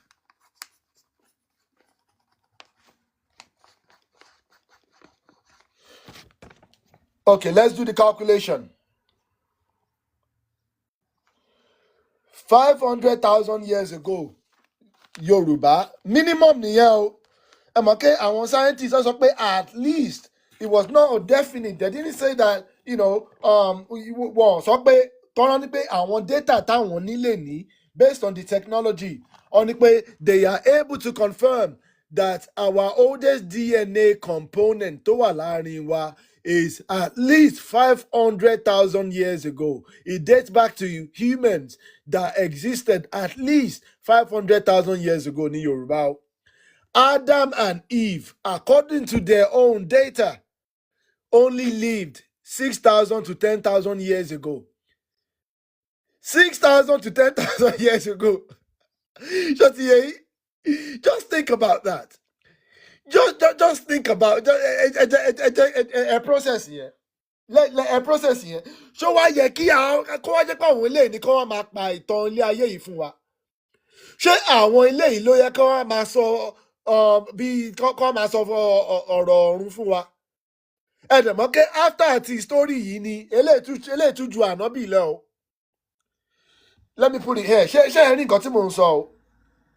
I wasn't prepared to do this, otherwise mo bá ti wá ìwé tí máa kọ sí tó ṣe máa representable, but we'll come back to that Ghost DNA program. We'll come back to it because it's revealing. Tó ti yé yín. So kẹ́ bá fi lè mọ̀ pé àwọn tí wọ́n wá ṣe wá ní jàǹbá tó wá kó wa lẹ́rú lọ, wọ́n gbìyànjú, but tá bá ń wo gbogbo nǹkan tí wọ́n sọ fún wa from in the context of time frame and timeline, under the lenses of time, ó máa fi yé wa pé irọ́ ló pa fún wa o. Kò tiẹ̀, they're not even qualified to be telling us anything about life and the world and the universe at all. They're not qualified to be telling us anything about that. Wọ́n ṣẹ̀dé ni o. So everything they created could only, àwa ni original. So we cannot be copying the duplicate. It's like the children who originated from the original. Káwa lọ máa bọ̀ abẹ́ ká lọ máa gbọ́yọ́ káwọn àwọn tó wá copy original wa kí wọ́n máa pìtàn fún wa. Káwa náà wá máa look at the world from the perspective of the copy, not the original. Nípa àwọn gan àgbìyànjú. So anyway, we've gone on a bit of a tangent. My apologies for that. Kò ń ṣe nǹkan tí àsọpá wa sọ lé nìyí o. So programming ni la máa láti tẹpá mọ́, la máa ti focus mọ́. Ẹ ṣeun. That Ghost DNA program máa padà wá ṣe torí pé it was, it's scientific, it's data driven. Ó dẹ̀ wà informative gan. Ẹ ṣeun. Ìyá wa Gigi. Hello. How are you doing? I'm good. Is that a male voice I'm hearing? Yes, I'm a male. So why have you got a female DP, bro? What difference does it make? I can have a cow as well, so. But you saying what difference does it make? You can see our first introduction to each other is a confusing one, isn't it? No, when you ask me and I answer you, I'm a male. Okay, but could you understand why it's confusing to me? Yes, I do understand. Okay, thank you. I appreciate I do understand. Okay, we can move on from that. Thanks for joining the show. Have you got anything you'd like to contribute? Yeah, I was wondering about this ghost in DNA. What's about it? What are the today's scientists saying about it? Oh, okay, okay. I just, to be honest with you, I kind of, went on a tangent. That's not the purpose of today's topic, but Okay, sorry. in summary, you may look it up yourself as well. It was about the ghost DNA and what the scientists are saying about the ghost DNA. What are the origins of it? Who are the people today in this world who possess ghost DNA, and what data do they have on it in terms of the time frame and and its origin. So that's what I was referring to, and I was putting it into context in terms of us African people. Our oldest DNA, according to scientific data, dates back to at least 500,000 years ago, and the same scientists, the same white people, the same Europeans are telling us that Adam and Eve lived between 6,000 to 10,000 years ago. So why do we listen to these people? Well, they're not even qualified to tell us anything about the world. Yes, that's So true. that's the That's point I true. was making. It was a bit on a tangent, but that's the point I was making. Yes. According to my understanding, you told me that the black sub-Saharan people are 500,000 years. Which clan was that? Was the I said Yoruba? Yoruba, Yeah. my Yeah. people. At Yeah, your least, at people. least. I said at At least. least, yes. If we're using DNA data alone, there are other methods we could use to find out about people's origin. But according to DNA data alone, Yes. but I don't want to elaborate on that. I promise you. Follow my page. We'll come back on that because I've got detailed information on that particular topic. But that's not why we're here now. I'll be willing to have the conversation. If you got something wonderful to contribute, I'll be more than happy to host you on that as well. Okay? Okay. It's just And not then today's continue topic. on. Does that make sense? Yeah, it makes sense. Continue on then. Thank you so much. I appreciate that. Thank you. Yeah. Okay. So yeah. So mo kàn sọ eléyìí pé kó bá fi lè yé wa ní the reason tèmi ṣe máa ń like láti máa fi àwọn nǹkan bíi time frame sórí nǹkan wa torí pé ó wà lára wọn is liberating at least mentally ó wà liberating ṣèmi máa ń like tá bá ti ń sọ àwọn ọ̀rọ̀ wa àwọn ìtàn wa ká gbìyànjú díẹ̀ ká máa fi àwọn time frame sí torí pé ó máa ń jẹ́ kí irọ́ máa tú ó máa ń jẹ́ kí irọ́ máa tú ṣó ti yé yín.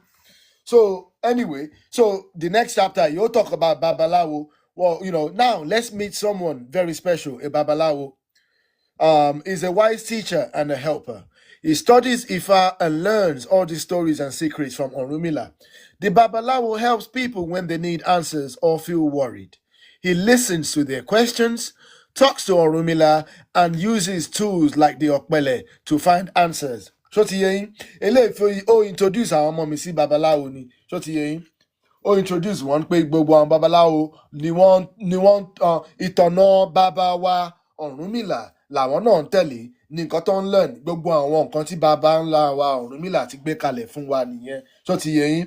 Kó bá fi lè dáàbò bò wá kó bá jẹ́ ọ̀nà àbáyọ ká bá fi lè máa resolve àwọn problems ká bá fi lè máa solve àwọn problems tí a máa encounter lórí ìrìn àjò tiwa o lọ́jọ́ ti tèmi o tó ti yé yín. So bàbá wa Ọ̀rúnmìlà ti fi blueprint yẹn lẹ̀ fún wa already. Àwọn babaláwo wa àwọn ni custodian information yẹn àwọn ni custodian system yẹn ṣó ti yé yín. Torí ẹ̀ ní ta bá ní àwọn question nípa ayé wa nípa ìrìn àjò wa a máa ń láti lọ kàn sí àwọn babaláwo wa ṣó ti yé yín. Ẹ dẹ̀ mọ̀ pé àwọn babaláwo nìkan kọ́ ló wà nínú ìṣẹ̀ṣe o àwọn oníṣègùn wa náà wà ńbẹ̀ àwọn olóòṣà wa náà wà ńbẹ̀ o àwọn arẹmọ àwọn agẹmọ ìṣẹ̀ṣe different functions different roles and ló wà nínú ìṣẹ̀ṣe but for the purpose of this particular edition ó concentrate lórí Ifá ni o a ṣe ìbà fún gbogbo àwọn oníṣẹ̀ṣe wa o ṣó ti yé yín gbogbo àwọn oníṣẹ̀ṣe wa làwa appreciate o ṣó ti yé yín a dẹ̀ tún wá ṣèbà fún gbogbo àwọn babaláwo mo dẹ̀ tún wá ṣèbà fún olúwo mi o abẹ́rẹ́ Ifá o mo ṣèbà fún olúwo mi abẹ́rẹ́ Ifá o but gbogbo àwọn oníṣẹ̀ṣe pátápátá la appreciate la dẹ̀ ṣe ìbà wọn. Okay, so eléyìí wá jẹ́ special tools of Ifá ni eléyìí ló ń sọ̀rọ̀ nípa o ṣó ti yé yín ẹ jẹ́ kí n zoom in díẹ̀. So special tools of Ifá ẹ ṣáà ti rí pé wọ́n ti wà labelled ọpọ́n Ifá the divination tray, ikin palm nuts and then Okpele, the divination chain. So Lati again is about introducing the foundation of our culture. So àwọn nǹkan tó ṣe pàtàkì tó yẹ kí gbogbo wa mọ̀. Gbogbo wa kọ́ la máa dáfà. Gbogbo wa kọ́ ni a máa di babaláwo. Gbogbo wa kọ́ la máa ṣe la máa ṣe àwọn ìgbésẹ̀ yẹn. But gbogbo wa la gbọ́dọ̀ mọ nǹkan tó jẹ́ tiwa. The first time tí máa rí tí pé èèyàn kan dáfá pé mo wò ó, he was a Cuban.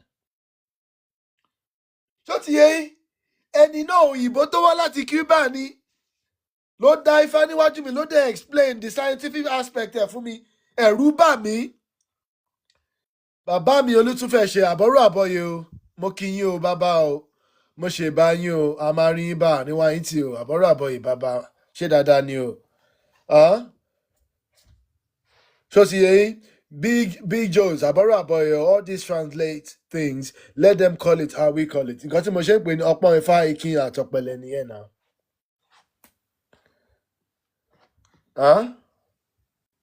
Anyway, ẹja tẹ̀síwájú. So yeah, and there will be translated versions of this already in the works. Translated versions of this are already in the works. There's a Yoruba version, but okay, Yoruba ó yẹ ká ní information in tẹ́lẹ̀. The urgency is more of, is more, elsewhere. But ti Yoruba ń bọ̀, mo dẹ̀ ti ṣe ti Portuguese already, but òun náà máa wà published. So Yoruba àti Portuguese mo kọ́kọ́ ṣe, then ó máa wọ French àti other things. No, ṣó ti yé yín?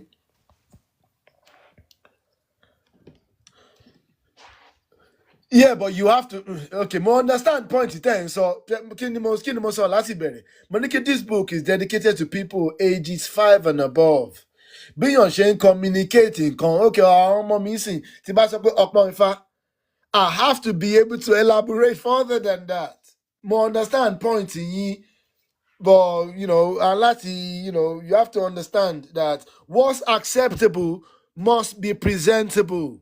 Before anything is acceptable, those are my guiding principle. Before anything is acceptable, it must be presentable. More understand point in but it goes deeper than that. To put it mildly, it goes deeper than that. Explain it in a way that is understandable. It's already labeled there, it's clear enough. Okay, so so the special tools of Ifá is about káwọn ọmọ mọ̀ kọ́mọ àwọn kìíní yẹn láti bẹ̀rẹ̀. Gbogbo akọ́ la máa di gbogbo babaláwo. Gbogbo akọ́ la máa ṣe àwọn ẹbọ. Even though tá bá mọ benefit, tá bá dẹ̀ mọ value ẹ̀, àwọn tí wọ́n ṣe ó wà at a disadvantage gan. So ti yé yín, but a mọ̀ pé naturally gbogbo wa kọ́ la máa ṣe, especially based on where we are now. So ti yé yín, based on where we are, Big Joes here, argumentative lane. I can have the conversation. Maybe some other time, me and you can have that discussion. More explain for you, in perspective, in background, demonstrate the reason is like that.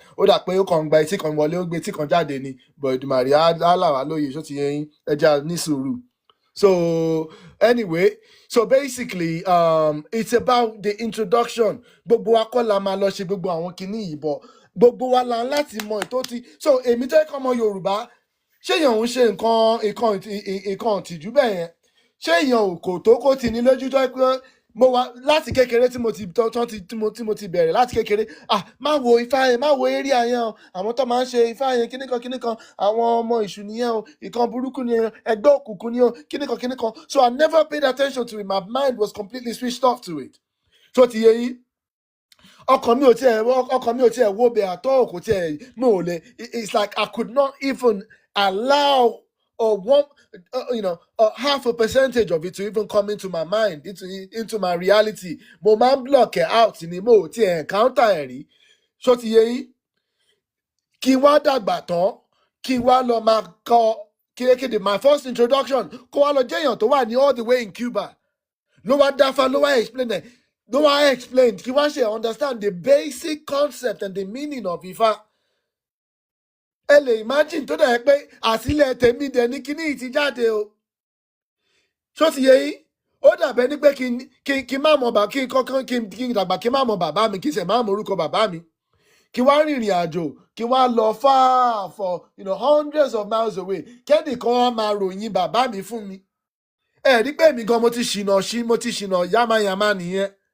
So my first introduction to understanding the basics of Ifá was explained to me by a Cuban person. Torí ẹ̀ ni tí máa ń ṣe àwọn program ẹni kí bọ̀bọ̀ kan ti wọlé lẹ́ẹ̀kan tó dàbí Brazilian tí àwọn èèyàn tó bá wá láti side àwọn ọbẹ̀ yẹn àwọn Latin America tó ti yé yín tó bá ń wọlé èmi máa ń entertain mo máa allow àwọn kan sọ̀rọ̀ mo ò kàn fẹ́ sọ pé ètò Yorùbá nìkan ni torí kí èmi gan mo máa wà disingenuous nìyẹn náà torí mo mọ̀ pé káníkan ṣe bọ̀bọ̀ Cuban tó ń dá Ifá lórí tí mo rí live lórí YouTube nígbà yẹn it was like maybe 4 or 5 years ago maybe longer tó dá fáyẹn tó yẹ pé nǹkan tó wá open mind mi kékeré tó create at least a little bit of gap ní mind ni pé let me at least okay, let me be open-minded enough to at least want to learn it.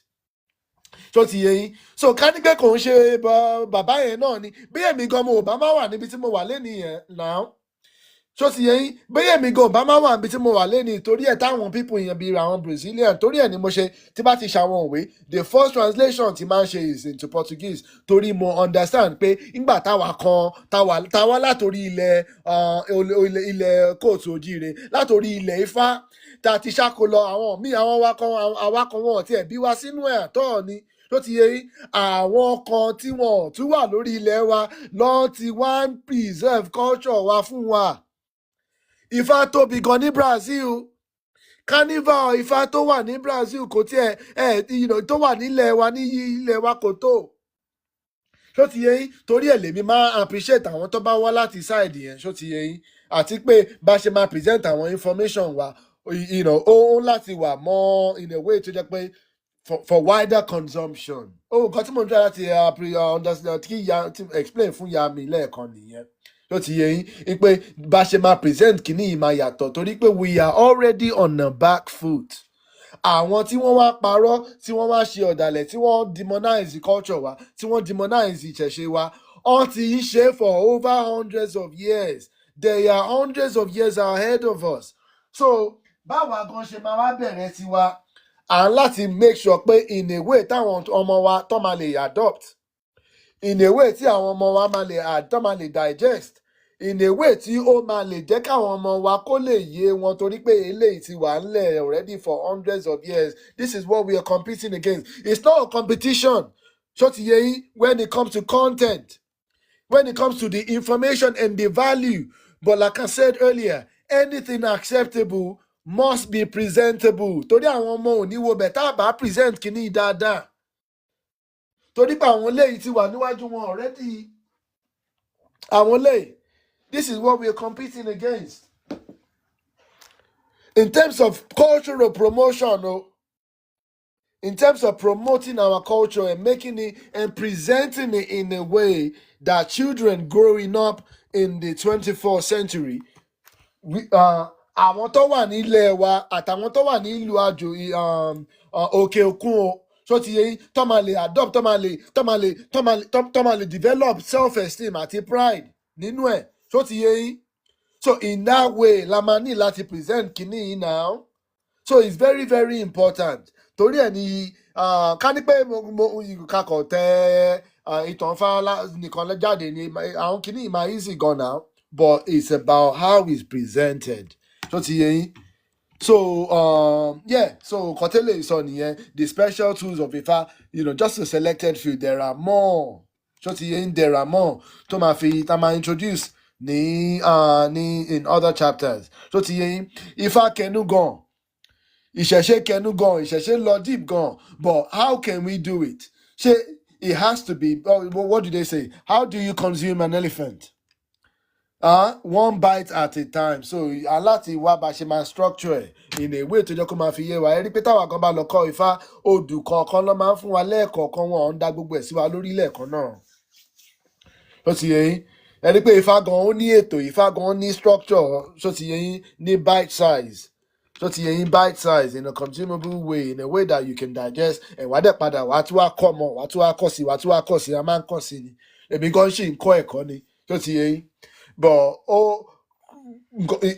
situation wa ó kọ̀ fún pé ká wá bá ṣe máa kọ́ àwọn ọmọ wa bá ṣe máa kọ́ra wa o àti àwọn tó wà lẹ́yìn wa àwọn tó wà wájú wa lè gbìyànjú níbọ̀ àwọn kan a kò lè try ni àwọn tó wà níwájú wa ọmọ àgbà wa kan wọ́n ti sign wọ́n ti lọ o ká má parọ́ fúnra wa o a kò lè gbìyànjú ni o a dẹ̀ fẹ́ ṣẹ̀wọ̀n a fẹ́ ṣẹ̀wọ̀n but we have to prioritize the future over the past ṣó ti yé yín so yeah àwọn nǹkan tí ó jẹ́ kí àwọn ìwé yẹn máa jáde nìyẹn a day in the life of babaláwo táwọn ọmọ mi ti wá enjoy jù ok mo dẹ̀ tún fi yé àwọn ọmọ pé nínú ifá kò ń ṣe babaláwo nìkan ló wà o tó ti yé yín there is ìyá nífá náà o kí ni ìṣe anífá ń ṣe there is ìyá nífá there is ọmọ ifá náà o ok for cultural accuracy what I was saying jẹ́ kí n zoom in ṣe rí ìdè ifá tí wọ́n wọ̀ yẹn ṣe bá fi lè mọ the detail that went into the design of this the detail ṣé mo lè zoom in báyìí ẹ má bínú pé kámẹ́rà ń gbọ̀n ṣé ti yé yín ṣe rí the detail the detail bẹ́ẹ̀ ni pé kí ọ ṣaṣọ fún wọn everything to the last detail kọ́lọ̀ fìlà wọn kọ́lọ̀ gèlè kọ́lọ̀ chain kọ́lọ̀ bàtà everything is detail ṣó ti yé yín we didn't take any shortcuts with this.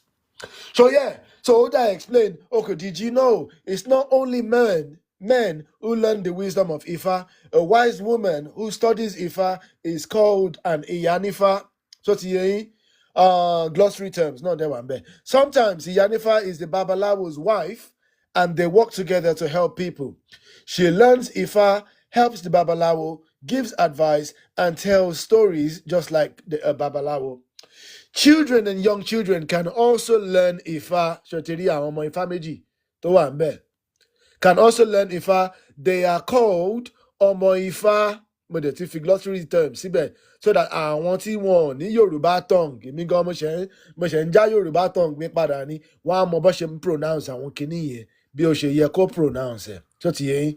Torí cultural preservation is very important. Mo understand nǹkan tí ìyá mi ń sọ lẹ́ẹ̀kan. But èmi kàn try láti explain pé àgbékalẹ̀ náà gbọ́dọ̀ make sense. Ó gbọ́dọ̀ complement nǹkan tá à ń try láti achieve. Ọmọ Ifá means child of Ifá. So ti yẹn, like I said, there are 27 chapters in this book.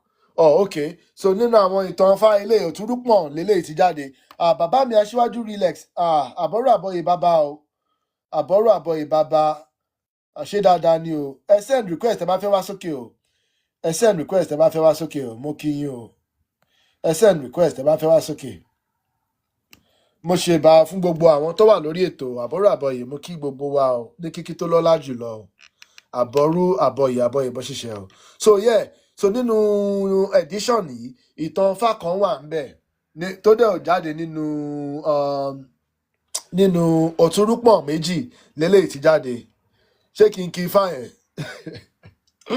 Ok, ẹ jẹ́ kí n kí Ifá yẹn o. Yeah, ok. Òtúrúpọ̀n méjì sọ pé mo dẹ̀ ṣe bá olúwo mi o mo dẹ̀ ṣe bá gbogbo àwọn awo.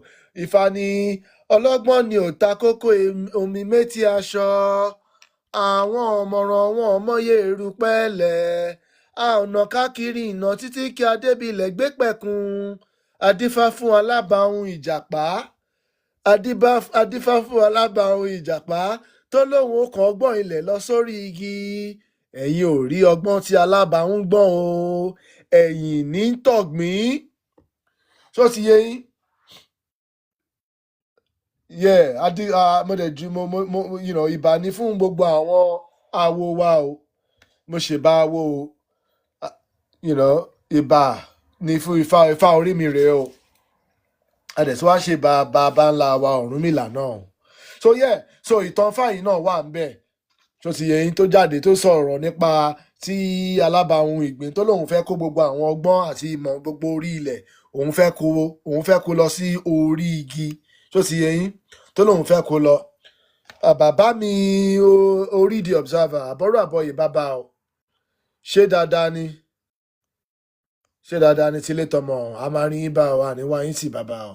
So yeah, so ìtàn yìí dẹ̀ pa ìtàn yẹn nípa pé bí ìgbìn ṣe sọ pé òun fẹ́ kó gbogbo àwọn ọgbọ́n ilẹ̀ òun fẹ́ kó lọ sórí igi sódà tòun ló máa jẹ́ òun ní ọgbọ́n jù lórí ilẹ̀ tó ti yẹ yín ló wá kó gbogbo àwọn ìwé gbogbo àwọn ìmọ̀ tó ti ń gbà káàkiri látòrí ilẹ̀ ó lọ káàkiri ní gbogbo ìlú ó lọ ń gba gbogbo àwọn ìmọ̀ tó wà ńbẹ̀ ó wá kó gbogbo ẹ̀ ó wá sáyà ó wá lóun fẹ́ kó lọ sí orí igi at the highest point so that ẹnìkankan ò ní ọgbọ́n tòun mọ́ ó wá kó gbogbo ẹ̀ sáyà bẹ́ẹ̀ yẹn o ló ṣe wá ń lọ só ó wá kó sáyà tán ó wá bẹ̀rẹ̀ sí ń gungi lọ ń gungi lọ ń gungi lọ bọ̀ níbi tó sì ń gun àwọn igi yẹn dé gbogbo ibì kan àwọn branches àwọn igi yẹn ó bẹ̀rẹ̀ sí ń dá dúró ó bẹ̀rẹ̀ sí wà lọ́nà ẹ̀ lójú ọ̀nà ẹ̀ níbi tó bá ti ń jà láti evade àwọn branches yẹn ló wá ti ṣubú ló wá lọ jábọ́ ní ìgbín kékeré ló wá bẹ̀rẹ̀ sí sọ fún pé ìpè ṣèbí ìwọ ló sọ pé o gbọ́n jù ní gbogbo ilẹ̀ ìpè ṣé kò yẹ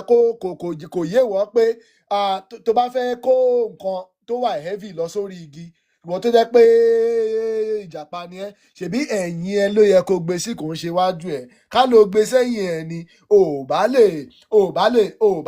bá lè rí yẹn ṣe náà láṣeyọrí ṣèbí ìwọ ló sọ pé ìwọ ló gbọ́n jù lórí ilẹ̀ pé o ti sọ pé o ti lọ gba gbogbo ọgbọ́n àti gbogbo ìmọ̀ orí ilẹ̀ ìwọ náà ló wá ṣubú yìí náà ló wá ń wà embarrassed yìí so kí nìyẹn wá kọ́ alábàáhùn ó kọ́ alábàáhùn pé ìwọ tó bá fi pé wọ́n ló gbọ́ níbi tí wọ́n gbọ́n tiẹ̀ dé ibi tí tiẹ̀ dé ibẹ̀ ni tàwọn ẹlòmíì ti bẹ̀rẹ̀ o ẹ̀kọ́ tí ìtàn fáyẹn tí wàá kọ́ wa ní pé ìmọ̀ kò ń ṣe nǹkan tó jẹ́ pé ó yẹ kí a kọ̀ ká wà máyà wa ṣó ti yẹ yín fúnra wa lásán náà. So knowledge and wisdom are meant to be shared. When we help each other to learn, we all become wiser. Tí a bá ń fi orí kan orí, tá a bá ń fi ọgbọ́n wẹ ọgbọ́n, tá a bá ń fi ìmọ̀ wọ ìmọ̀, gbogbo wa là á máa gbọ́n sí i, gbogbo wa là á máa nílọsíwájú. So ọgbọ́n ilẹ̀ àbí ìmọ̀ ilẹ̀ kò ń ṣe nǹkan tẹnìkan lásán, kò ń ṣe nǹkan tó yẹ kẹ́nìkan kan fẹ́ kó sí gbogbo àyà lásán, àti pé kò sí ẹni tó mọ̀ tán náà. Nobody knows it all. The more you know, the more you need to learn. No one person knows it all. So that's the, ẹ̀rí pé ìtàn Ifá yẹn ó wà symbolic gan, ó wà significant gan. Àti pé ìtàn Ifá yìí is one of my favorites nínú àwọn ìtàn Ifá tèmi ti gbọ́ so far ni o, in my own journey o. Torí pé ó wà nínú call to action ti tèmi náà. Ike bí mo ṣe ń fi gbogbo àwọn ìtàn fátèmi náà ti ń learn tí mo fi ń kọ́ àwọn ọmọ mi lásán tó tẹ́kẹ́ ó kàn wà lórí fóònù mi mo kàn fi síbẹ̀ bí àbí notes lórí different notes ló wà. Ipe èmi gan gbọ́dọ̀ kó sí gbogbo yẹn kíkan máa wà á máa yà kíkan máa kọ́ àwọn ọmọ mi lásán náà. Let me find a way to share it as well. So ti yé yín. This was one of my motivation as well. So it was appropriate that eléyìí ni mo wá lò nínú edition yìí to introduce ìtàn Ifá fún our young audience wa. Today mi believe pé ó wà symbolic. So Ifá teaches that wisdom is meant to be shared. Ìmọ̀ a máa ń pín ni o. So ti yé yín kò sẹ́nìkan tó ní monopoly lórí ìmọ̀. A máa ń fi ọgbọ́n wẹ ọgbọ́n, a máa ń fi ìmọ̀ wẹ ìmọ̀ ni o. Iron sharpens iron so that we can all grow sharper. So ti yé yín. So nǹkan tó kọ́ wa nìyẹn. When we help each other to learn, we all become wiser. Torí ẹ̀ èmi máa appreciate àwọn tí bá lè learn anything from o. Anybody tí bá lè learn, no matter how little, there's no knowledge is little anyway. So no knowledge is too small. Anything tẹ́ ń bá máa learn, èmi máa ń bọ̀wọ̀ fáwọn aṣíwájú ti tèmi ni o. Torí èmi appreciate nǹkan o. Èmi máa ń utilize nǹkan tẹ́mi bá learn. Tẹ́ bá kọ́ èmi kan, ẹ gbọ́ nínú ìsọ̀rọ̀ sí mi, ẹ rí nínú ìṣìwàwù mi, àṣà mi, ẹ rí ń bẹ̀ ṣáá ni. If you teach me something that's valuable, I promise you're going to see it applied. That irú èèyàn tèmi jẹ́ nìyẹn, mo ò dẹ̀ fi ṣègbéraga, but appreciation ti tèmi nìyẹn. Èmi máa ń wà curious now. I'm just a curious mind, not in a LGBTYZ way. I'm not that curious. But yeah, in terms of learning, being a scholar, èmi máa ń try láti learn as much as I can. Nítorí mo understand pé we are on the back foot already. So kò sí lè gbọ́n jù o. Àti pé ìmọ̀ tí a máa mọ̀, ẹ̀kọ́ tí a máa kọ́ tó máa fi improve situation wa, ó yẹ kí gbogbo wa máa wá ká anywhere tá a bá fẹ́ wá dé ló máa nǹkan tó máa gbà ní ogbó tá a bá ní ká wá dé ní ká wá dé. Bàbá mi Gorilla Boy Jim, àbọ̀rọ̀ àbọ̀yè sir, blessings to you, sir. Thanks for the gift, thanks for the contribution. Thanks for the gift, everyone. No, more appreciate it. While we're here today, we just doing a quick announcement about the new book launch. You know, this one, the ebook was released on the 3rd of June, and the paperback was released this morning, basically. So I wasn't planning to come on live today, but you know, it felt like the right thing to do to at least, you know, introduce the book. So yeah, I appreciate everybody. So ìwé náà dá.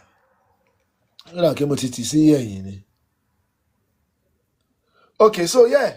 So mo kàn sọ pé kí n show àwọn content díẹ̀ nínú ìwé yẹn ni o. But like I said, it's available on Amazon already. You know, it can be purchased worldwide in both the ebook version as well as the the paperback version as well. So Emily access it and Emily car. So series Lele yo. This is a series. One of the series. This is just the first edition in the series. So one series tó tún tẹ̀lé on ball. Mo ti kọ àwọn kìíní, at least I've got at least maybe 10 you know, editions in each series. But mo kàn ní láti package ẹ̀ so that ó máa lè wà presentable. So ti yẹn in a way tẹ́ pa àwọn target group wa ó máa lè digest ẹ̀. So ti yẹn information kò pé tó, just raw information ò pé tó, especially fún àwọn kan. Kò ń ṣe gbogbo wa ni a lè lọ kọ́ Ifá o.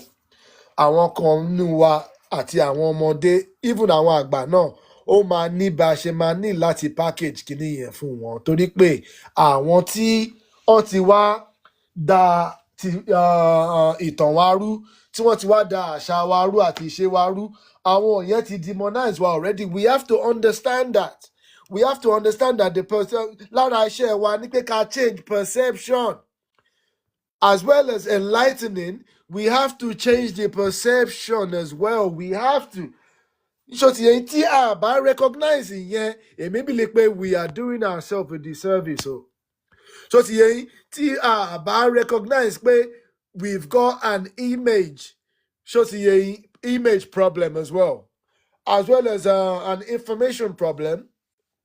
Which requires enlightening each other. Tí a bá recognize pé there is an image problem, à ń tanra wa ni o. Rí ni mélòó nínú àwọn kìrìsìtẹ́nì lẹ́ni ni wọn ò mọ̀ pé kò sí nǹkan kan nu kìrìsìtẹ́nì, bó ṣe rí image Jésù yẹn bó ṣe wà lórí àgbélébù yẹn, tó ti yẹ yín with the you know, the robe tó fi sára tó ń jábọ́ lẹ̀ yẹn, tí irun ẹ̀ ń flow down yẹn, tó wá wà in a very sorrowful state yẹn, tó ti yẹ yín image yẹn lọ far gan. Image yẹn lọ far gan. Not everybody that can get away from the religion can get away from the image. We have to recognize that. A picture goes, you know, tells more than 1,000 words. Imagery is very, very important, and so is perception. So we have to understand that we are already on the back foot. So there will be some like a demographic to the information here, enlightenment here will be enough for some of us. Absolutely, and I'm one of those people. So lágbára Èdùmàrè, but àwọn kan wà láàrin wa tó pé tí kinní yẹn ò bá wà package in a particular way a ní lè pa wọ́n wálé, especially the youth. Because you have to recognize what we are competing against. Kini yo ṣe competition.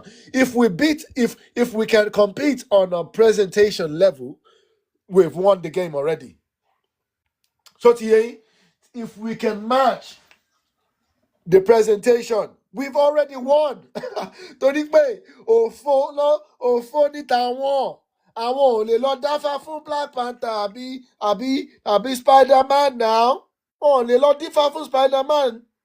Ṣó ti yé yín? Wọn ò lè lọ bọ Black Widow now. Ṣó ti yé yín? Táwọn bá lè match imagery, tá bá lè match presentation, a ti win already torí àwa gangan la ní content. Content àwa ó dẹ̀ wà alive. Ọjọ́ tí mo sọ fún ọmọ mi pé, I know you like Spider-Man, but you know that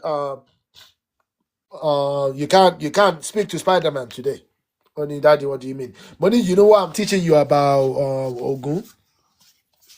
What I'm teaching you about issue, you can communicate with them. Like we got a way of communicating with them. Only really, money, yes. You can hear the voice of Elodumare. You can ask issue for certain favors and stuff like that, and they'll happen. You can go and talk to Yeye Osun Shengeshe, Iyawa. You can, I want primordial spirits were a lot to present in a heroic format. I want not to present in a heroic format because those are the real heroes. Tọ́dẹ̀ṣì ń jẹ́lẹ̀ ní. Ṣó ti yé yín?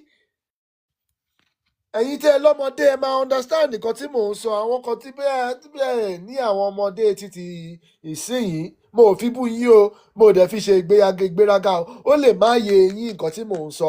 But ẹ mọ̀ kí gbogbo wa ibi tá a máa ti mú nǹkan tá à ń bá lọ yìí. Ibi tí gbogbo wa máa focus sí yàtọ̀. Ibi tèmi kọ́kọ́ prioritize ẹsẹ̀ mi sí leléyìí ni o.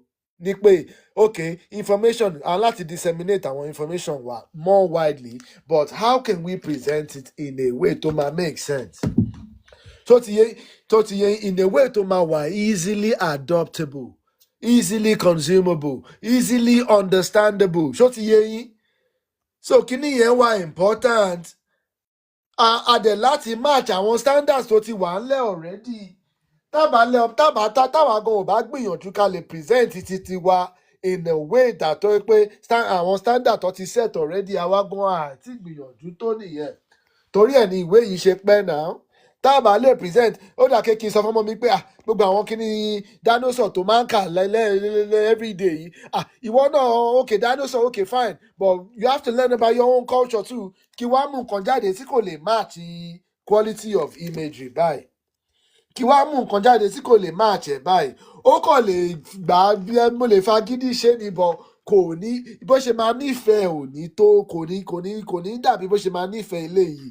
Ṣó ti yé nǹkan tá bá nífẹ̀ẹ́ ló máa ń tètè yé wa náà. Ṣó ti yé nǹkan tá bá nífẹ̀ẹ́ sí máa ń tètè yé wa especially àwọn ọmọdé. Ṣó ti yé so nǹkan tá à ń compete against leléyìí kò dẹ̀ ṣe competition náà, but these are the standards. Nǹkan táwọn ọmọ wa tó bá ti dé school gbogbo àwọn ìwé tó máa ń yọ fún wọn bó ṣe máa ń rí ní so àwa gan láti gbìyànjú ẹ̀ ní at least that's what I've decided to do anyway.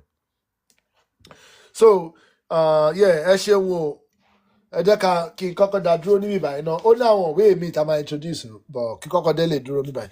Mo dẹ̀ appreciate gbogbo àwọn tó wà lórí ìkànnì o. Bàbá mi alátúnṣe mo appreciate yín o níwá yín tí o. Ẹ lè gbóhùn sókè bàbá o. Ẹ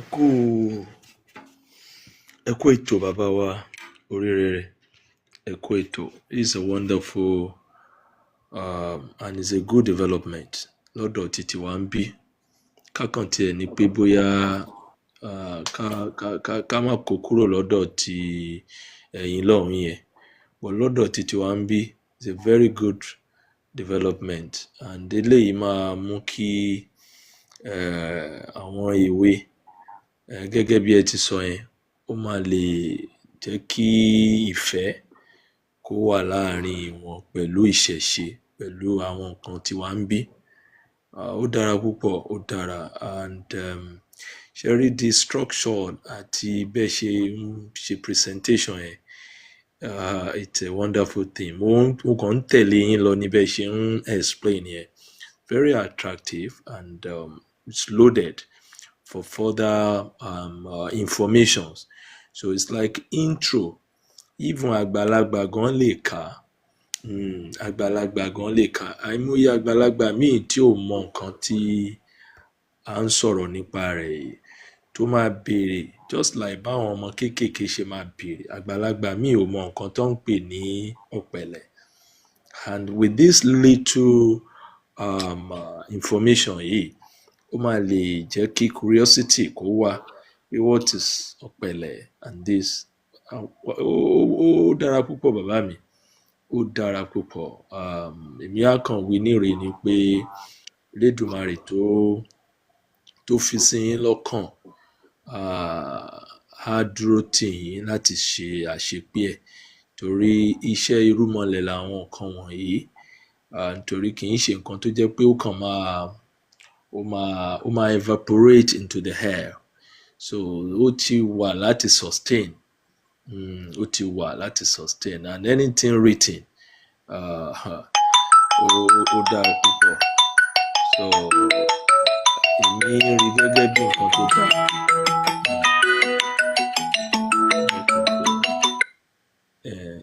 Èmi rí gẹ́gẹ́ bí nǹkan tó dáa. So Elédùmarè á wà pẹ̀lú yín bàbá mi. This is very good.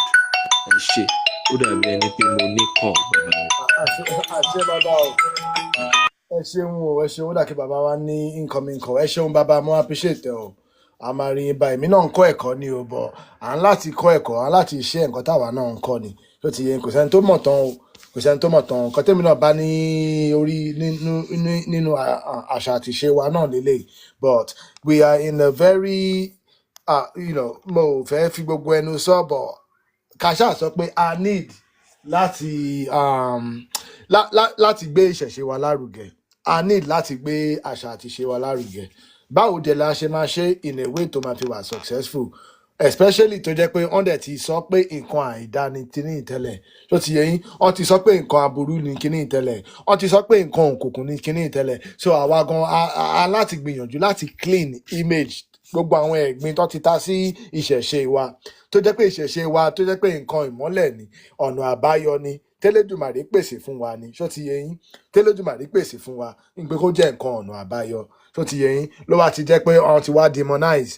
Ṣó ti yé yín, torí kọ́ máa dẹ̀ lè rí wa kó lẹ́rú náà lọ ṣe wá demonize ẹ̀. Ṣó ti yé yín, torí pé tí ọba ti dí ọ̀nà àbáyọ wa, kò síbi tá a lè ságbà mọ́, a ní escape route. Tó bá wá ń bọ̀ wá kó wa, tó bá ń bọ̀ wá kó wa lórí lọ. Ṣó ti yé yín, so yeah, ó wà important. Èmi dẹ̀ wò pé gbogbo wa la ní àwọn ibi tí a lè ṣiṣẹ́ sí, gbogbo wa la ní ibi tí a lè gbìyànjú sí. Èmi kàn tap into my own natural talents of of being a songwriter ni mo wá sọ pé okay, kí n gbìyànjú ṣé mi náà lè kọ ìwé. Tá bá ń kọ orin, okay, let me at least give it a try. Torí àwọn ọmọ tèmi ní ìdẹ, táwọn ọmọ mi bá dẹ̀ ní ìdẹ, mo dẹ̀ mọ̀ pé kò ń ṣe àwọn ọmọ mi nìkan ló wà ń bẹ̀ o. Not only my children are in that situation. So nǹkan tó jẹ́ kí a gbé ìwé yìí jáde nìyẹn. Eléyìí dẹ̀ wá jẹ́ ìwé kejì, so ìwé kejì, series kejì rather, tó wà láàrin àwọn ìwé ìṣẹ̀ṣe tí a ti publish under Yorùbá Ronú Publishing. So ẹ jẹ́ kí n mú àwọn the other editions náà jáde. Ẹ jẹ́ kí n mú àwọn the other ones yẹn náà jáde. So yeah, mo ń bọ̀. Mo dẹ̀ ti fi wọ̀nyí lẹ́ẹ̀kan o. So the first introduction was the Children of the Sky, tó sọ̀rọ̀ nípa ìwáṣẹ̀, tó dẹ̀ sọ̀rọ̀ nípa àwọn rúnmọlẹ̀, the creation of the world, bó ṣe dá ilé ayé sílẹ̀ o, àwọn nǹkan bẹ́ẹ̀ yẹn. So màá mú òun náà wá sí àwọn èèyàn tó wà pẹ̀lú wa, lára àwọn bàbá mi àtàwọn ìyá mi kan tó wà familiar pẹ̀lú page mi, wọ́n ti máa rí yẹn rí. Bàbá mi Adelumen, it's been a while o, I hope you well, sir. Ẹ̀yin náà lè wá sókè kí ẹ wá bá wa sọ̀rọ̀. Ó ti pẹ́ tí mo ti gbóhùn yín, mo máa ń rí àwọn post yín tó dẹ̀ máa ń wà very very informative o. Mo máa ń rí àwọn post yín o. Ó dẹ̀ máa ń wà very very informative. Bẹ́ẹ̀ lè wá sókè kẹ́yìn náà wá bá wa sọ̀rọ̀. Tẹ́ bá dẹ̀ wà ní ẹnu iṣẹ́ ni ìyẹn náà wà okay. Tẹ́ bá wà pẹ̀lú wa láti inú iṣẹ́ ìyẹn náà wà okay. Hey, Ní wà hello. okay. Hi, so I'm currently working at the same time, so I'm just listening to you in the background. So I just had to a feeling. I had a I don't want feeling. to be, rude. No worries, Baba Mi. Blessings to you, sir. Thanks, man. Yeah, it's been a minute. I'm glad to hear your voice anyway. Thanks, man. Likewise, I'm currently listening to you in the background while we're doing the needful. Okay, fantastic. Glad to hear from you. So yeah, can you make sure Kim get the right version? So the second one, yeah, gone. So yeah, Children of the Sky. Òun wà nípa ìtàn àwọn rúnmọlẹ̀ wa. Ó dẹ̀ introduce àwọn rúnmọlẹ̀ wa sí, like I said, age 5 and above. The primary target. The primary market tí mo aim fún.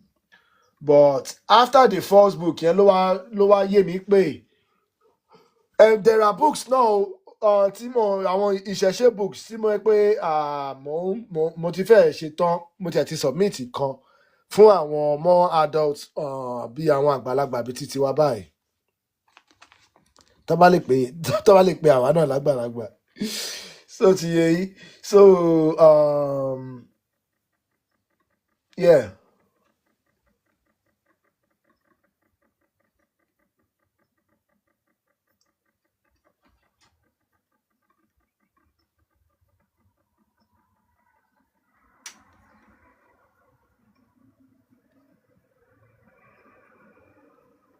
Okay, eléyìí náà wà lórí Amazon. Méjèèjì ló wà lórí Amazon. Mẹ́ta ni bọ̀ ìwé ìṣẹ̀ṣe méjì ló wà lórí Amazon. Ó dẹ̀ ní ìwé kẹta náà ìyẹn òun ṣe kankan nípa ìṣẹ̀ṣe o. That one is more generic. Ìyẹn òun ṣe ìṣẹ̀ṣe specifically, but ìyẹn speak on just a general, anyway. Maybe one day màá sọ̀rọ̀ nípa ìyẹn náà. But in tẹ́ bá ti dé orí Amazon channel mi, Yorùbá Ronú Publishing. Àbí tẹ́ bá type Ori Rere M.Bravo, my author name. Ẹ̀rí yẹn. So this was the first book. It's called Children of the Sky. Age 5+. So ti yé yín. Eléyìí dẹ̀ sọ̀rọ̀ nípa bí Elédùmarè ṣe dá ilé ayé sílẹ̀.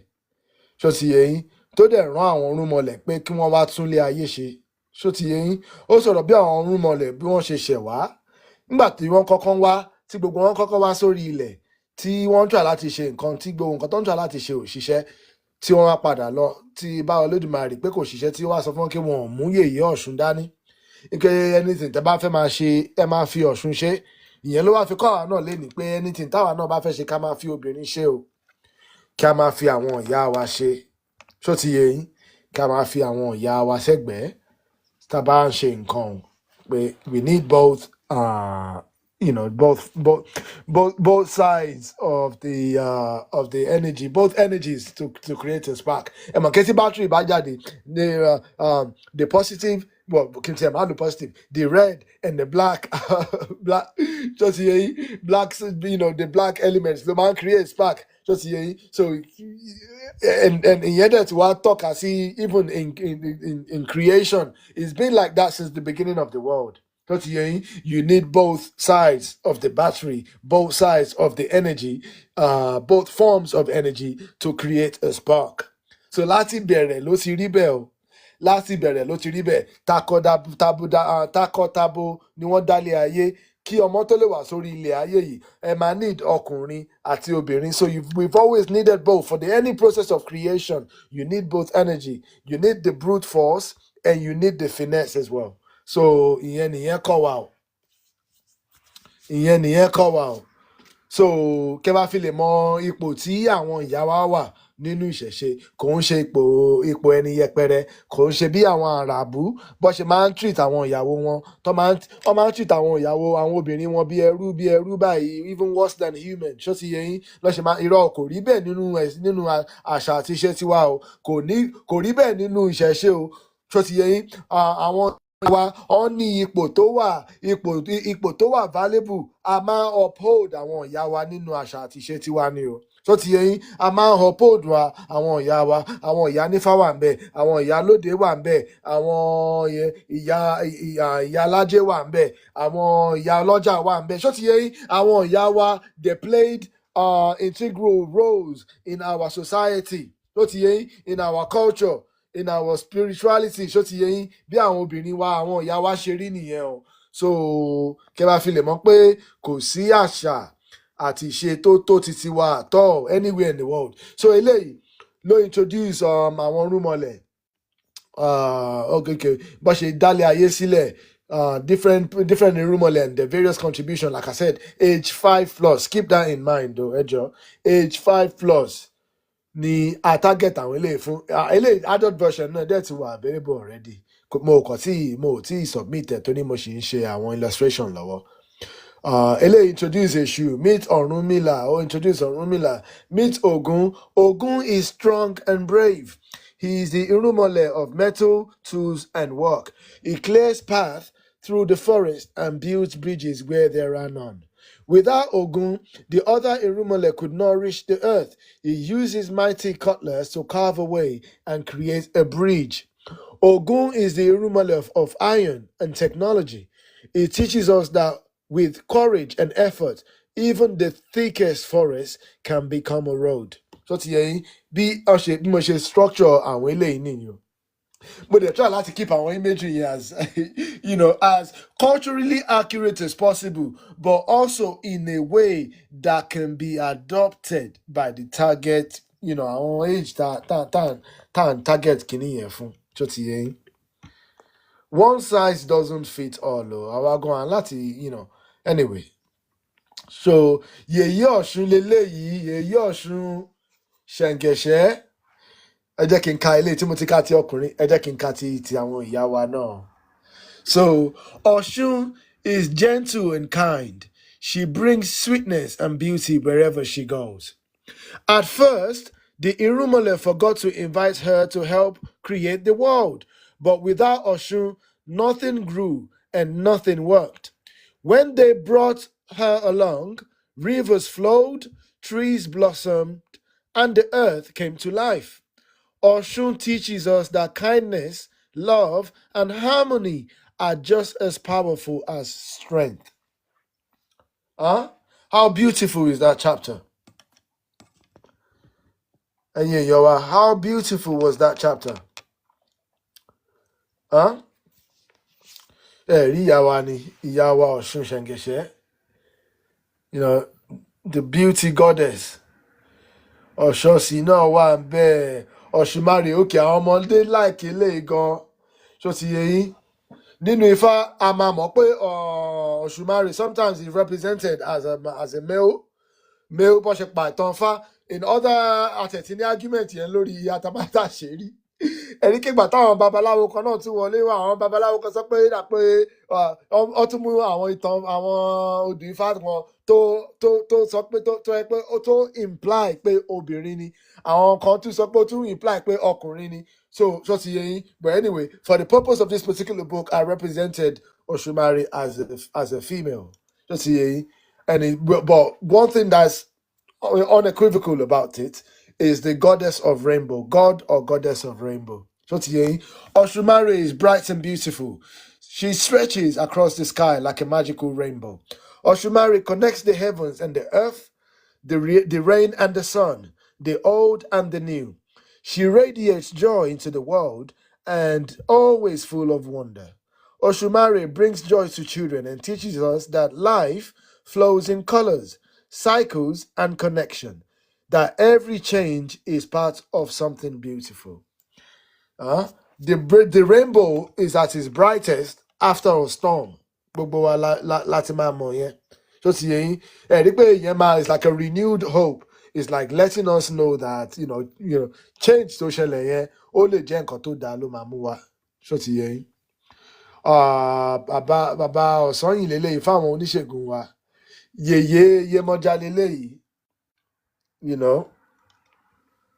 Gbogbo àwọn imagery yẹn a dẹ̀ máa ń lo àwọn combination of àwọn cultural artifacts. Ṣó ti yé yín? Àwọn cultural artifacts, research tó máa ń lọ sínú ẹ̀ pọ̀ gan. Ṣó ti yé yín? Lára àwọn cultural artifacts wa la máa wá combine pọ̀, la wá represent in a way that can be consumed and to fit purpose of ìwé yẹn. Yèyé Ọya leléyìí, Bàbá Ṣàngó leléyìí o. Okay, Olókun is another one tó jẹ́ pé àwọn kan á sọ pé obìnrin lolókun, àwọn kan á sọ pé ọkùnrin lolókun. Tẹ́ bá dẹ̀ rí argument here is almost like 50-50. Ṣó ti yé yín? But for the purpose of this book, this is the way tá fi represent Olókun. Bàbá wa Odùduwà náà dé leléyìí o. Kábíyèsí bàbá o. Bàbá wa Odùduwà leléyìí. A dẹ̀ wá parí pẹ̀lú Bàbá Ọbàtálá. Ṣó ti yé yín? A ṣèbà fún bàbá wa Ọbàtálá o. Òòṣà ńlá. Ọbàtálá is the irúnmọlẹ̀ of peace, creation, and purity. Long ago, Ọbàtálá helped shape the very first humans with love and care. His clothes are always white, soft like clouds in the sky. He moves slowly and speaks gently, bringing calm wherever he goes. Ọbàtálá watches over those who try their best to do good and live with kindness. He is also called Òòṣà, which means the great Orisha. His name reminds us that quiet strength is beautiful and that we should treat others with fairness, patience, and care. Àwọn ìyá mi wà ńbẹ̀ o. Àwọn ìyá mi náà wà around o. Kí àwọn ìyá wa, àwọn yèyé Ọ̀pàkẹ́ Ọ̀làkẹ́ kọ́ máa wà around o. Àwọn ìyá mi wà around o. Tẹ́ bá rí most of gbogbo àwọn nǹkan tí máa ń ṣe, àwọn ìyá mi máa wà ń bì kan bẹ̀ ṣáá ni. So eléyìí, so this was the first release leléyìí o. Series náà dẹ̀ leléyìí. So bí mo ṣe ń sọ lẹ́ẹ̀kan, gbogbo ẹ̀ ló wà available lórí Amazon. So the latest one in the talking chain tó wà lókè yìí, ìtí mo ṣe fi wọ̀nyí tán yẹn, òun ni Children of the Sky eléyìí. Ẹ jẹ́ kí n zoom in díẹ̀. Òun ni eléyìí. Children of the Sky. So the irúnmọlẹ̀ and the creation of the world, and the beginning of the world, rather. So then, àwọn tí ó dẹ̀ ní passion for reading, like myself, the man like láti ṣe kò ń ṣẹ̀ṣẹ̀ ṣe nìkan, tẹ́kọ̀ you are interested in other subjects, other topics as well. Ẹ dẹ̀ tí wàá lè lọ wo ìwé eléyìí tí mo kọ. Mo ṣe publish eléyìí ní ọ̀sẹ̀ yìí náà ni.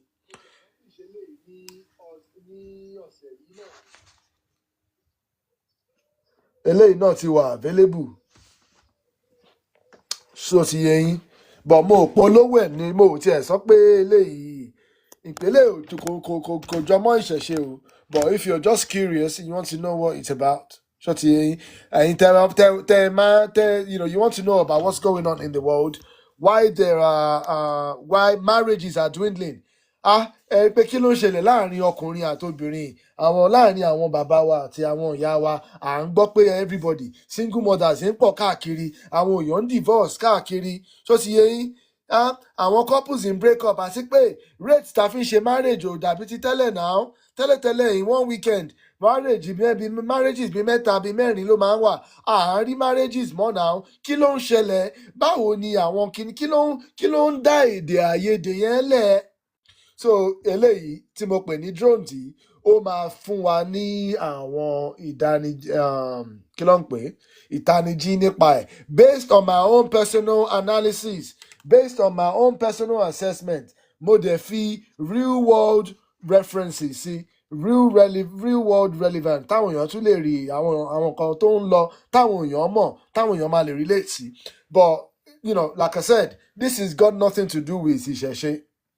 If you are just interested, ṣó ti yé yín, tẹ́ fẹ́ understand at least what I'm saying. Mo dẹ̀ ti sọ kíní ìrí o lórí àwọn ètò. Ẹ mọ̀ pé ẹ̀yin tẹ́ bá ti rí ẹlẹ́kìtì ẹ̀ mú ìwé yìí jáde.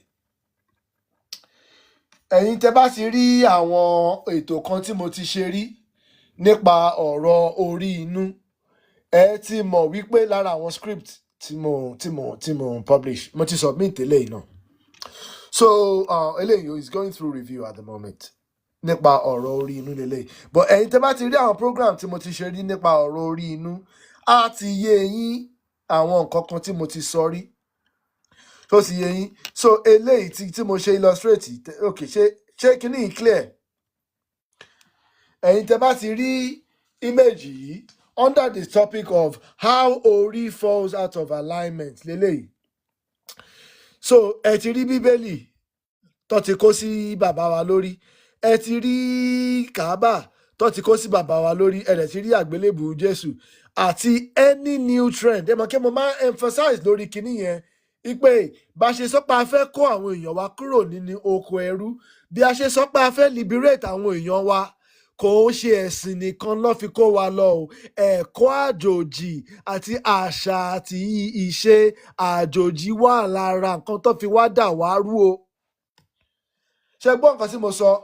Mo ní pé kò ń ṣe ẹ̀kọ́ àjòjì yẹn, ẹ jẹ́ kí n tiẹ̀ wá presentation yẹn tó máa look more familiar to people. Torí ìwé yìí, ó ṣì ń review ẹ̀ lọ́wọ́, ó dẹ̀ máa jáde o. This one is it's gone over almost about 120 pages lélẹ́yìí, I think. But àwọn èèyàn máa recognize in this format better. Nípa ọ̀rọ̀ orí inú yìí.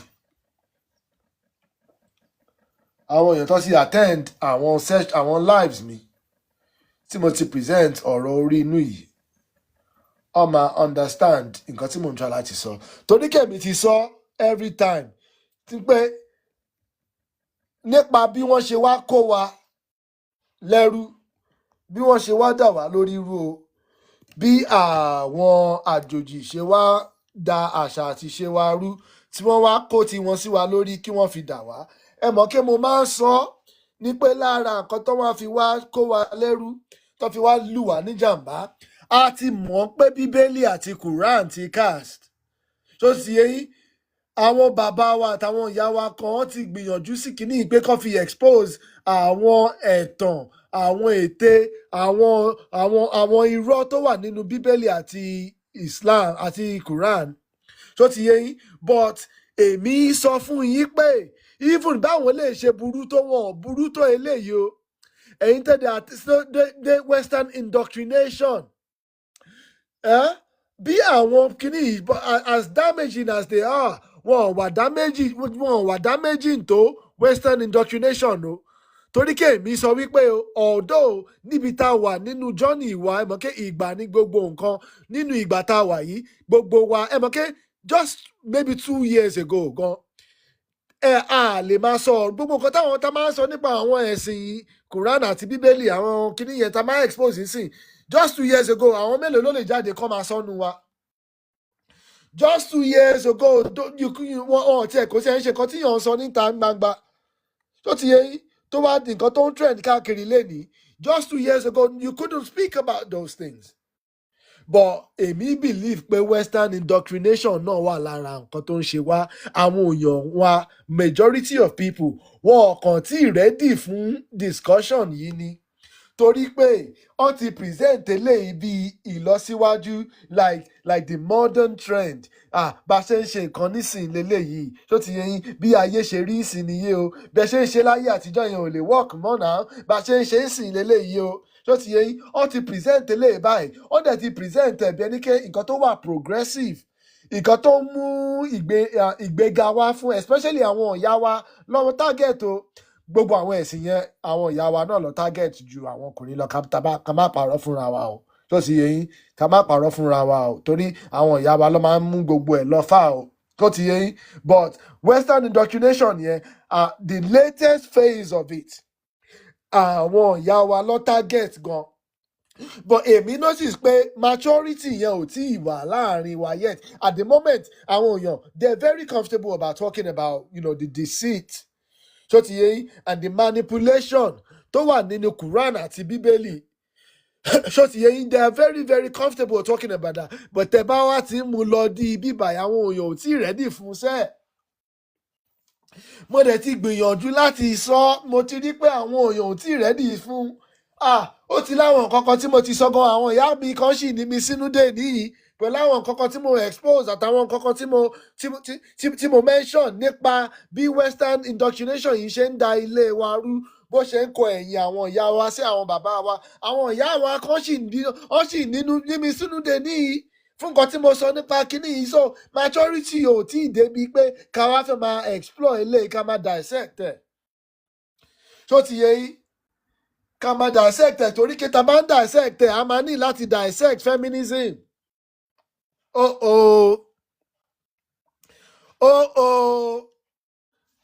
Ẹ̀yin ìyá wa ẹ má sá lọ o, ẹ má sá lọ o. Ṣó ti yé yín? Ẹ má sì dìde o. Ṣó ti yé yín? But tá bá sọ pé a fẹ́ dissect eléyìí a máa ní láti dissect feminism o. Àwọn ìyá wa kan, even àwọn bàbá wa kan, àwa kan àti ready fún conversation yìí.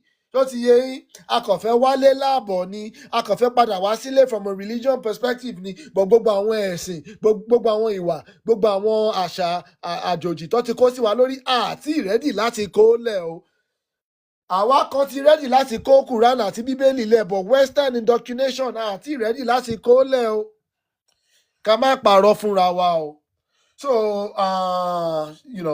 tí information bá wà nínú èèyàn, tí kò bá sí outlet, there are so many, aláti wá outlet fún ni. Ṣó ti yé yín? So, outlet tèmi, one of my outlets is writing.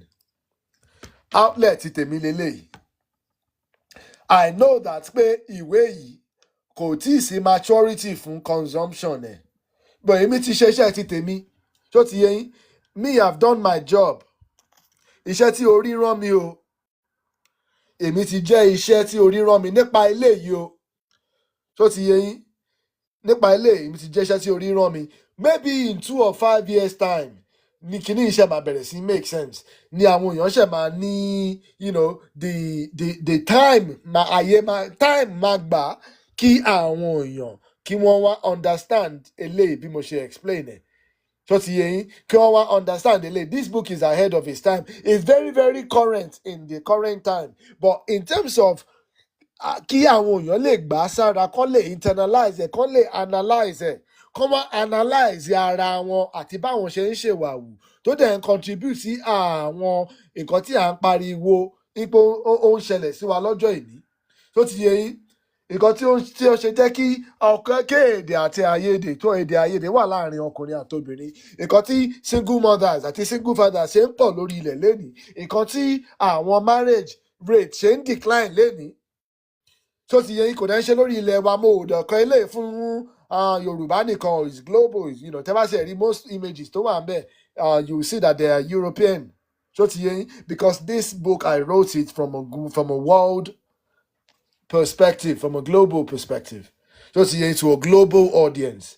Gbogbo wa lélẹ́yìí kan, lọ́kùnrin lóbìnrin, ní dúdú àti lóyìnbó àti ní Chinese. Gbogbo wa lélẹ́yìí kan. But èmi understand pé this book won't reach its maturity stage for another maybe 2 to 5 years. The lè ṣe máa make sense. And àwọn èèyàn máa wá look back, wọ́n máa ní pé bàbá yìí dẹ̀ ti sọ bẹ́ẹ̀ o. Ṣó ti yé yín? But maturity táwọn èèyàn máa fi consume eléyìí at the moment kò tí ì sílẹ̀. Me, I understand that. Èmi ti jẹ́ṣẹ́ tó rí rán mi already. Ṣó ti yé yín? Mo ti jẹ́ṣẹ́ tó rí rán mi already. I'm not expecting a lot of sales from this. Not now. Ṣó ti yé yín? Not now o. But èmi mọ̀ pé maturity eléyìí máa reach maturity level in the maybe next 2 to 5 years. Hopefully o. Torí bí a ṣe ń bá lọ yìí kò wà sustainable o.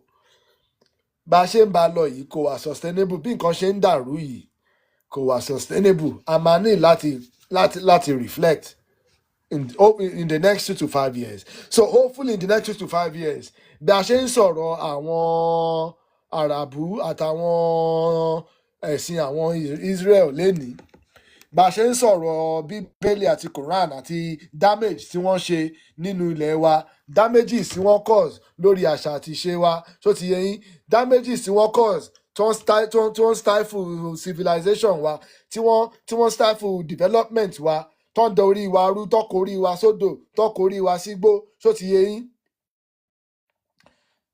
tó ti yé yín, àwọn yẹn ló wà ibi tí maturity wa wà at the moment lélẹ̀. Tó ti yé yín, ká máa sọ ilé ìlọ lẹ́yìn, ká máa ibi tá a wà, tó ti yé yín, tó wá ké bíbá ìlà wà náà ni ká ṣe máa sọ lọ, torí eléyìí náà ó jẹ́ nǹkan pàtàkì, we need all of it, but we understand pé ebi báyìí ni a ṣì ready fún lẹ́yìn, àti ready fún ilé iṣẹ́. Ìdùmarè á jẹ́ ká débẹ̀. Bàbá mi Dàpọ̀, you even have children books. Bẹ́ẹ̀ ni bàbá o, bẹ́ẹ̀ ni bàbá, bẹ́ẹ̀ ni bàbá o, torí à ń láti correct gbogbo nǹkan tí ó ṣẹlẹ̀ lórí ọ̀rọ̀ ilẹ̀ wa o. Láti gbìyànjú ni. Báwo dẹ̀ la ṣe gbìyànjú? A lè jẹ́ kí àwọn ọmọ wa náà kọ́ máa mọ̀ òótọ́. Báwa náà ṣe ń find out òótọ́, àwa gan-an láti máa tètè jẹ́ kó máa yé àwọn ọmọ wa ni, but in a language, in a format tí àwọn ọmọ wa máa lè easily adopt ni o. Ṣó ti yẹ yà á láti tailor ẹ̀ to their needs ni, to their understanding, to their thinking. Báwo ṣó ti yẹ yín? So we have to do that, but in a way tó jẹ́ pé àwa gan ní lose cultural perspective o. Ṣó ti yẹ yín? A gbọ́dọ̀ lose cultural perspective o.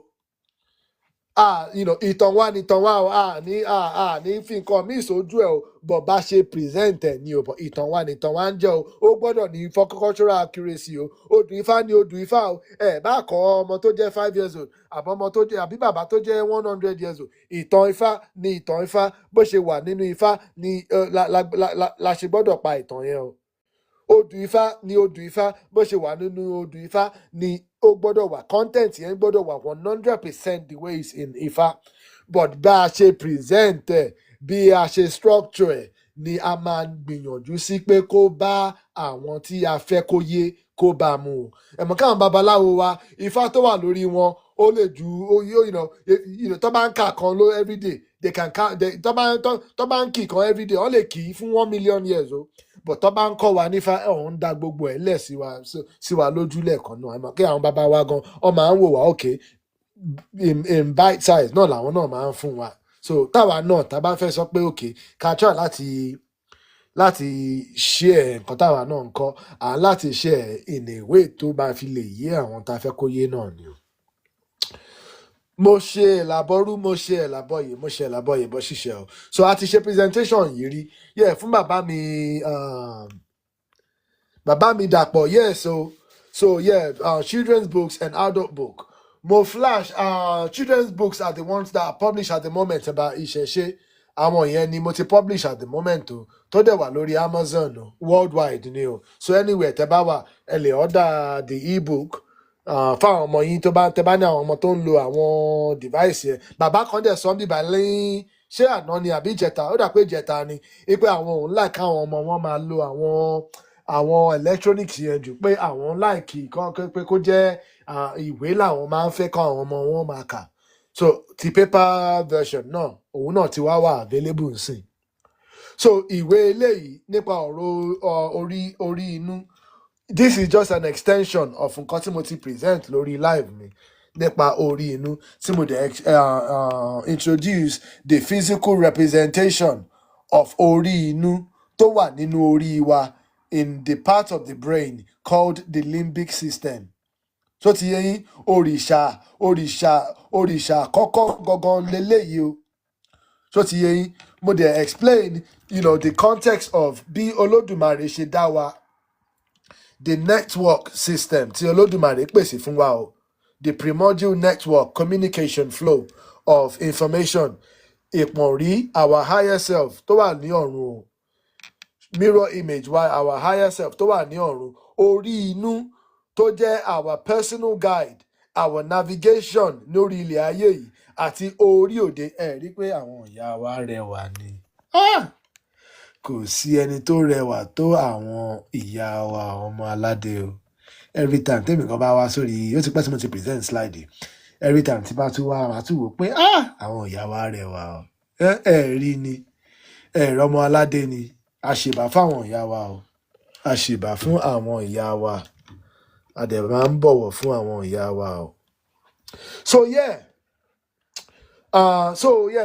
so eléyìí a dẹ̀ ti explain ẹ̀rí a ti ṣe many live lórí ẹ̀ but mo ṣe open YouTube channel kan mo wá wò pé ṣé mo tiẹ̀ ní recording live ìbọn mo ò wá rí pé a máa ní láti wá tún eléyìí ṣe torí pé kinní yẹn ò gbọdọ̀ wọlé bẹ́ẹ̀ yẹn mo dẹ̀ mọ̀ pé àwọn bàbá mi kan náà dẹ̀ tún wá mọ̀ ọ tún wá ní ìmọ̀ nípa orí inú títí wọ́n tún wá jinlẹ̀ ju tèmi lọ so à ń láti wá tún presentation yẹn ṣe so that àwa lè package video yẹn ká wá publish ẹ̀ síbì kan tó yẹ pé kò ní í dàbẹ́ ní pé tá a bá ti parí ètò kinní yẹn kan máa wá wọlé bẹ́ẹ̀ yẹn kò dá bẹ́ẹ̀ ìyẹn ò tó àgbìyànjú tó nìyẹn so èmi náà wá ń gbìyànjú sí pé gbogbo àwọn fídíò tá a máa ń ṣe ń sìn à ń láti máa gbé sórí ibì kan tó jẹ́ kí gbogbo wa máa lè lọ wò lọ́jọ́ míì àbí àwọn tí wọn bá wa wà lórí ètò ọ máa lè lọ wò ó tó ti yẹ yín bàbá mi Dàpọ̀ àbọ̀rọ̀ àbọ̀yè bàbá YouTube channel is Yorùbá Ronú Publishing Yorùbá Ronú Publishing ní YouTube channel yẹn mo dẹ̀ ṣe bẹ̀rẹ̀ ní last week ni o on the 25th ni mo ṣe bẹ̀rẹ̀ jẹ́ kí n dà mo ṣe bẹ̀rẹ̀ ní on the 25th ni so channel yẹn lélẹ̀. Thanks for joining us. Please hit the tap, power tap the likes. Get the share, so ẹ jẹ́ kí n lọ sí studio so ẹ rí kí gbogbo àwọn fídíò tá a ti ń ṣe in the last since last week ṣá ó ti wà ní orí ibẹ̀ o ó ti wà ní orí ibẹ̀ so ẹ ti rí pé àwọn fídíò tó wà ń bẹ̀ ni so orúkọ channel yẹn ni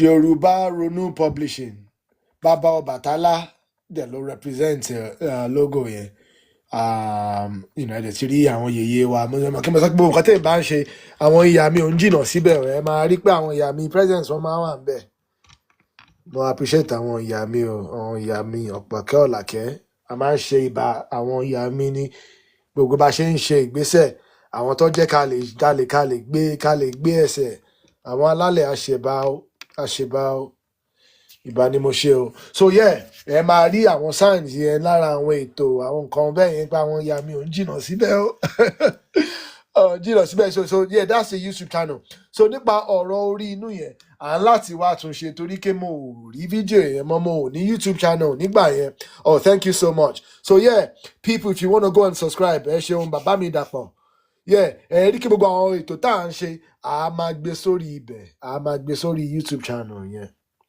so that kò ní dàbẹ́ ní pé tá bá ti ṣe live tán everything máa wá evaporate ṣó sì yẹn ìyẹn ò dáa náà so ó yẹ ká máa àwọn ìmọ̀ tí àwọn bàbá wa ti gbé kalẹ̀ anyway hopefully a máa lè recover nípa ọ̀rọ̀ orí inú yìí àwọn ìmọ̀ kan ó tún wá ní ọjọ́ ta tún wá ṣe àtúnwá oh my God ó dùn mí tẹ bá rí àwọn èèyàn tó tún wá ń give personal references tó ti yẹ yín àwọn ìyá wa tó tún wá jẹ́ pé ẹ mọ̀ kí n gbà tá a ṣe tàtúnwá yẹn àwọn ìyá wa tó jẹ́ pé àtúwá gbére lára àwọn confirmation tá a tún wá gbé wá nípa àbíkú bí àwọn èèyàn wa báwọn bàbá wa àwọn awo wa tó ṣe máa ń identify àbíkú scientifically and emphatically tó ti yẹ yín tí àwọn ìyá wa kan àti at least bàbá wa kan ló wá sọ pé tòótọ́ ni pé torí àbíkú làwọn ó tún wá sọ àpá tó wà lára àwọn lẹ́ni tó fi identify wọn as àbíkú as àtúnwá tó ti yẹ yín ìyẹn lọ fà gan but unfortunately ní YouTube channel ńgbà yẹn so bá ṣe live yẹn tán ó dà kí bá orí atamátàṣe láti ṣe ńgbà yẹn ó dẹ̀ dàbẹ̀ ní pọ́ńtà láti send àwọn kìnìyàn òkè máa try ó dà kí atamátàṣe tí àtúnwá yẹn ó dà kí bàbá wa atamátàṣe gé àwọn kìnìyàn fún mi ńgbà yẹn màá lọ try láti dig wọn up hopefully màá lè put wọn back together nígbà tí YouTube channel ti wà ń sìn but àwọn bàbá wa tó gbé wa débi ẹ̀yẹn mo rántí àwọn bàbá mi alátúnṣe bàbá mi kábíyèsí bàbá Ọlájúwọ̀n Aríbidésí tẹ́ bá tún wá rí tóbi tó tún wá gbé wa dé lọ́jọ́ yẹn irú àwọn ìmọ̀ yẹn ò gbọ́dọ̀ máa evaporate tá bá ti kúrò lórí live. Those are timeless information. So ti yé yín, those are timeless information. So màá lọ wo àwọn nǹkan tí orí atamátàsé láti ṣe lọ́jọ́ yẹn. So màá try láti wo bí mo lè retrace àwọn kinní yẹn kí wọ́n á lọ gbé wọn sórí YouTube channel. Bóyá dẹ̀ tún máa wá tún wọn ṣe lọ́jọ́ mi ni. Àbọ̀rọ̀ àbọ̀yè bàbá o. Bàbá mi Ọlájùwọ̀n Aríbidésí. Àbọ̀rọ̀ àbọ̀yè bàbá o, mo ṣe bá yín o, kábíyèsí bàbá. Mo ṣe mention yín náà láìpẹ́ ni o. Mo ṣe mention yín láìpẹ́ ni o. Bàbá mi. Mo ṣe mention yín láìpẹ́ ni. Ẹ lè wá sókè o. So ẹ̀yẹ bàbá mi máa rántí ọjọ́ tí wọ́n ṣàtúnwáyé náà. Tẹ́ bá rí àwọn information tí bàbá gbé kalẹ̀ àti bàbá mi alátúnṣe náà lọ́jọ́ yẹn. Ó lọ far gan náà. Irú àwọn information yẹn ò gbọ́dọ̀ máa tán tá bá ti wá kúrò lórí live àwa sọ pé tí wá wọlé nìyẹn irọ́ o. Torí ẹ̀ ni mo ṣe lọ sí YouTube channel yìí tó ti yẹ yín. Ń pé at least ká máa rí ibi tá a ti máa tì wọ́n sí so that ó máa wà available anywhere else la lè lò wọ́n as reference la tún lè lọ mú wọn la tún lè lọ at least jẹ́ ìránnilétí tó ti yé yín tó jẹ́ nǹkan ìránnilétí o. So ẹ má bínú pé a tún divert conversation sínú yẹn. But nǹkan tí mò ń sọ nípa ilé ni pé PowerPoint presentation yìí was the first presentation nípa ọ̀rọ̀ orí inú tí mo present. But àwọn ìyá wa kan wá ní pé a lè gbélẹ̀ ká lè dúró síbẹ̀ yẹn o. Ní pé a máa ní láti ṣe bí ìwé so that pé àwọn tó need information yìí tó wà lórí ilẹ̀ wọn wá sórí TikTok. Àwọn èèyàn míì gan wọn ń lo wọn kò ń ṣe àwọn tó máa ń lo kọ̀ǹpútà tó máa ń lo àwọn electronics àwọn bíi phone ike a máa ní láti gbìyànjú láti ṣe sínú ìwé ni o. Ìyá mi kan wá challenge mi pé kí n wá bí máa ṣe in a way tó jẹ́ kí a máa lè print ẹ̀. I could have easily have said okay já print PowerPoint nígbà yẹn bọ̀ kò pé tó. So mo wá lọ gbìyànjú mo wá lọ ṣe bẹ̀rẹ̀ sí script ẹ̀. So ìwé yìí it's got about 120 between 120 and 125 pages ló wà. Mo dẹ̀ ti submit tẹ́lẹ̀ bọ̀ tẹ́ bá mọ bí àwọn Amazon ṣe máa ń ṣiṣẹ́ wọ́n wà very strict about the book cover. So ti yẹ yín a lè fi 3 months ká ọ script ká wá fi bí 2 months ṣe just book cover lásán torí pé wọ́n máa ń dá padà ní kíní kan one element is 1 pixel out of specification aláti adjust eléyìí by an inch kíní kan this text is too big is covering the bleed òun láti fi àyè bá kòrì kékeré báyìí lẹ̀ kíní kan aṣọ ti yẹ yín àti padà lọ sí design àti lọ bẹ̀rẹ̀ sí túnṣe so ìyẹn ẹ̀ṣẹ̀ ti sọ èmi ẹ̀mọ̀kẹ́mi ti sọ pé writer lèmi ká máa ṣe mo lè gbìyànjú kí n design nǹkan bọ̀ díẹ̀ tó ti yẹ ká dẹ̀ lo àwọn tools tó wà available sí bọ̀ tí pé ká má máa ṣe design lọ ká máa yípo ká máa ìyẹn òun ṣe talent mi ò mo ò ní patience yẹn lọ́nà títí tó bá wá tún ti dákan padà pé kí n tún lọ túnṣe báyìí máa ní mo máa ní ká ó ga o màá ní pé ó ga ò so ìyẹn ni aṣọ ti yẹ yín so ọ ti dá ilé padà bíi ẹ̀ẹ̀mejì so mo sì ń gbìyànjú sí i ni mo dẹ̀ tún get help pé eléyìí ti sú mi kẹlòmíì ti ẹ̀ bá mi wo nǹkan táwọn pípì yìí sọ pé kò tún pé tẹ́lẹ̀ èmi fi pé mo ti follow gbogbo the direction wọn ọ tún wá sọ pé kinní kan wà a few pixels spaces ní tiwa mo ní pé òkè mo wá pe ọ̀rẹ́ mi kan pé ìwọ gan bá mi wo nǹkan táwọn pípì yìí sọ náà méjì mo ti submit kinní wọn dá padà ní náà but nǹkan tó bá máa gbà ní máa fún in the end mo kàn ń try láti sọ pé èmi that's not my strong point just to be honest that's not my strong point so eléyìí sọ̀rọ̀ nípa ọ̀rọ̀ orí inú and so àwọn tó dẹ̀ ti wá program wa rí ni ó máa yé pé PowerPoint tí mo gbé síwájú yẹn ló evolve sínú book format yìí o. PowerPoint tí mo kọ́kọ́ gbé kalẹ̀ nípa ọ̀rọ̀ orí inú yẹn táwọn èèyàn dẹ̀ sí rí àwọn tó máa ń wá sí rí program mi dáadáa tó ti yẹ yín ẹ̀ẹ́dẹ̀ rí àwọn images tó ti wà ní PowerPoint yẹn tẹ́lẹ̀ tí mo tún wá rí purpose tó ti yẹ yín ìpọ̀nrí orí inú orí òde bẹ́ẹ̀ ló ṣe rí o bẹ́ẹ̀ ni communication protocol yẹn tó ṣe wà structured o bí Olódùmarè ṣe ṣe ni o eléyìí mo dẹ̀ tẹ́ rí pé àwọn ìyá wa máa ń rẹwà gan. So eléyìí ni chapter yìí. Okay, bàbá mi ọmọọba Ọlájùwọ̀n àbúrò àbọ̀yè bàbá o. Okay, ẹ sọ pé you're coming back soon. Ó dà kẹ́sì padà wá.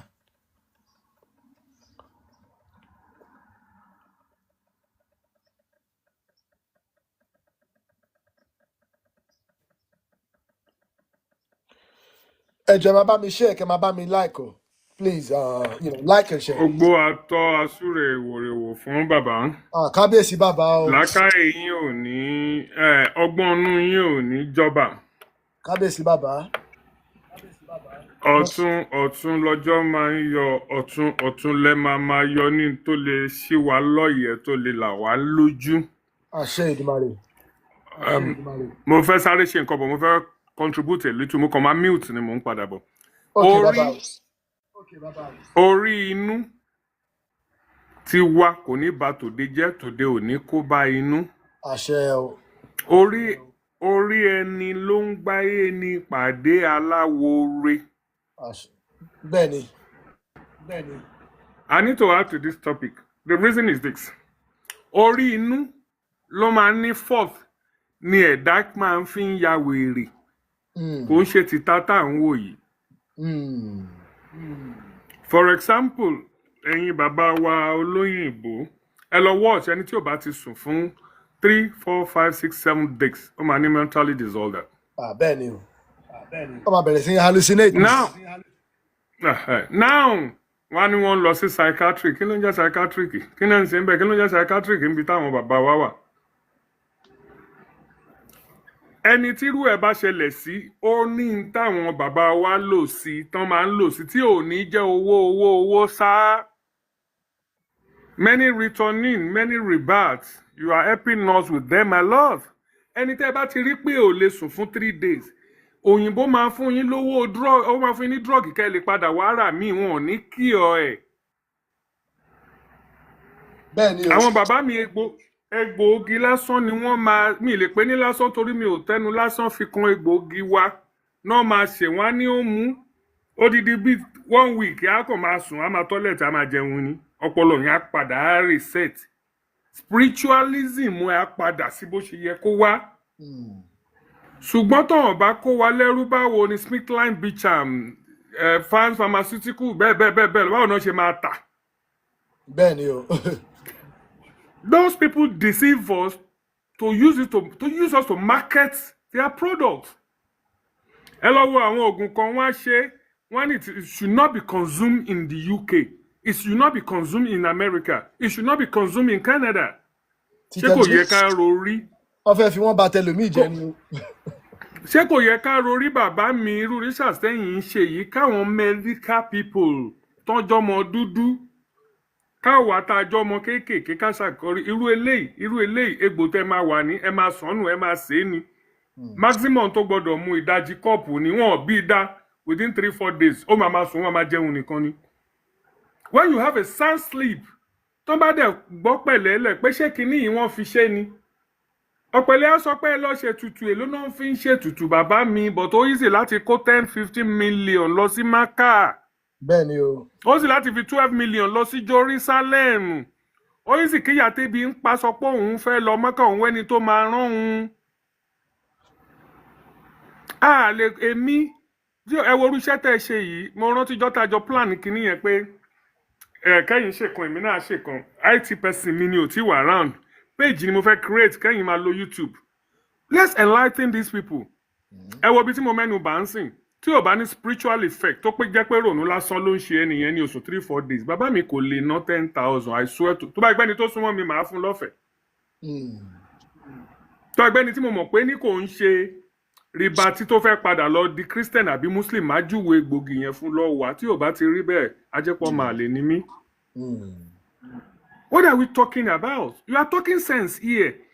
Spiritually, if your inner head is not attacked, there's nothing wrong with you. If you did not use drug to destroy it, there's nothing wrong with you. Naturally, orí inú ọ̀rọ̀ tá a sọ débẹ̀ ǹjọ́ yẹn ni pé wọ́n lè pe orí bọ. bẹ́ẹ̀ni anywhere in the world orí inú yẹn náà máa pè kó ń sórí eléyìí tá à ń gbẹ́jà àròlé tá à ń fẹ́ yẹ tu kàn. bẹ́ẹ̀ni o. My brother, I continue. We are enjoying. Me personally, I'm enjoying you. I'm not patronizing you, but I'm enjoying what you are doing on a daily basis. ẹ Thank ṣeun you very bàbá much. ẹ ṣeun bàbá wa ní wá yín tí o ẹ ṣeun a máa rí yín bá o. ọjọ́ tá a ṣe ètò orí inú yẹn bàbá mi mo ti sọ bàbá mi Ọlájùwọ̀n Àríbídésí ọmọ ọba àwọn náà gbé wa lọ fà lọ́jọ́ yẹn àti bàbá mi alátúnṣe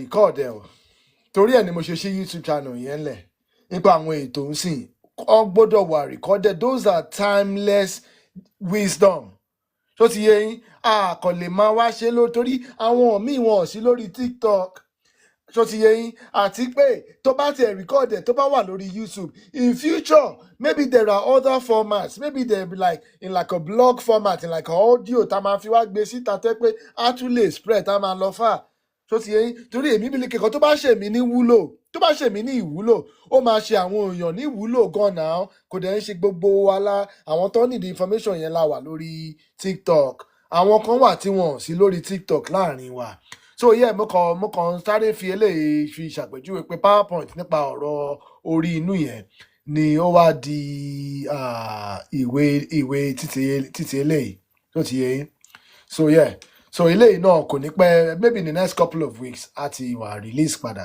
tí àwọn Amazon police tó bá ti ṣí ọ̀nà fún wa. So more appreciate it. Thank you everybody. So like I said, ọpẹ́ ni f'Olódùmarè pé ìwé tẹ́lẹ̀ náà ti wá jáde o. Ọpẹ́ gidi ni fún Olódùmarè o. A dẹ̀ ṣe ìdúpẹ́ but a ní dúró síbẹ̀ o torí iṣẹ́ ṣì pọ̀ lẹ́yìn o. Ẹ̀yin tẹ̀dẹ̀ wà lórí ètò ní ìjẹta ní ọjọ́ Tuesday tẹ witness program tá a ṣe nípa Jálumi War yìí ní 1878 so gbogbo ètò tá a ṣe gbogbo fídíò yẹn òun ti wà available lórí YouTube channel yẹn mo ṣe upload ẹ̀ ní àná ni so ẹ ti rí mi báyìí. Okay, 8 views ló ṣì ní sìn.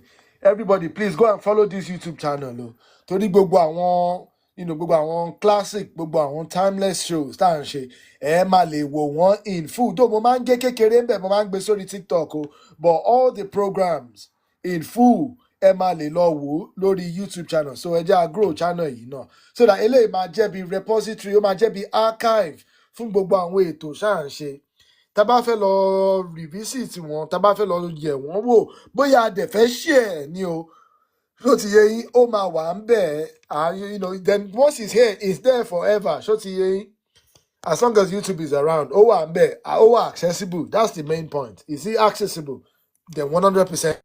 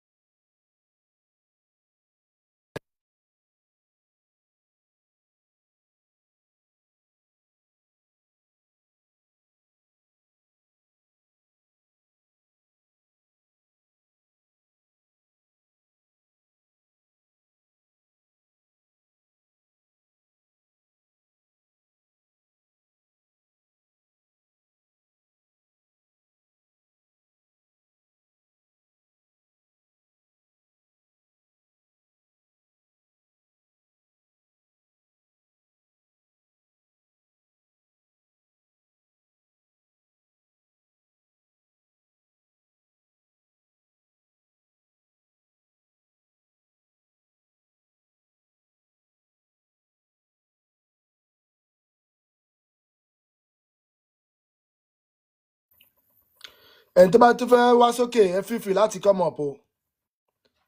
If you've got anything you would like to contribute, anything you would like to say,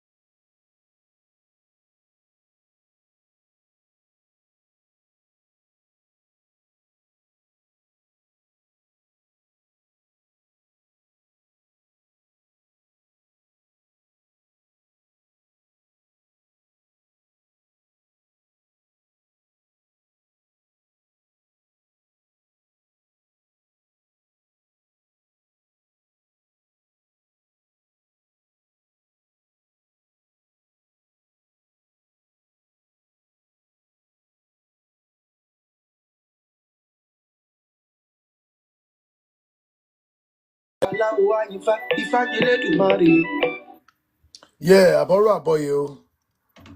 Àbọ̀rú àbọ̀yè bọ́ ṣiṣẹ́ ọmọ kí gbogbo lélẹ̀ kan sí o. So yeah, ètò tá a ṣe lénìí nípa ìwé Ifá, the talking chain. You know, ilẹ̀kẹ̀ tó ń sọ̀rọ̀ tó ń jẹ́ ọ̀pẹ̀lẹ̀ ṣó ti yé yín, you know, tí a lè fi gbọ́ ohùn Olódùmarè, tí a máa fi ń gbọ́ ohùn Ifá.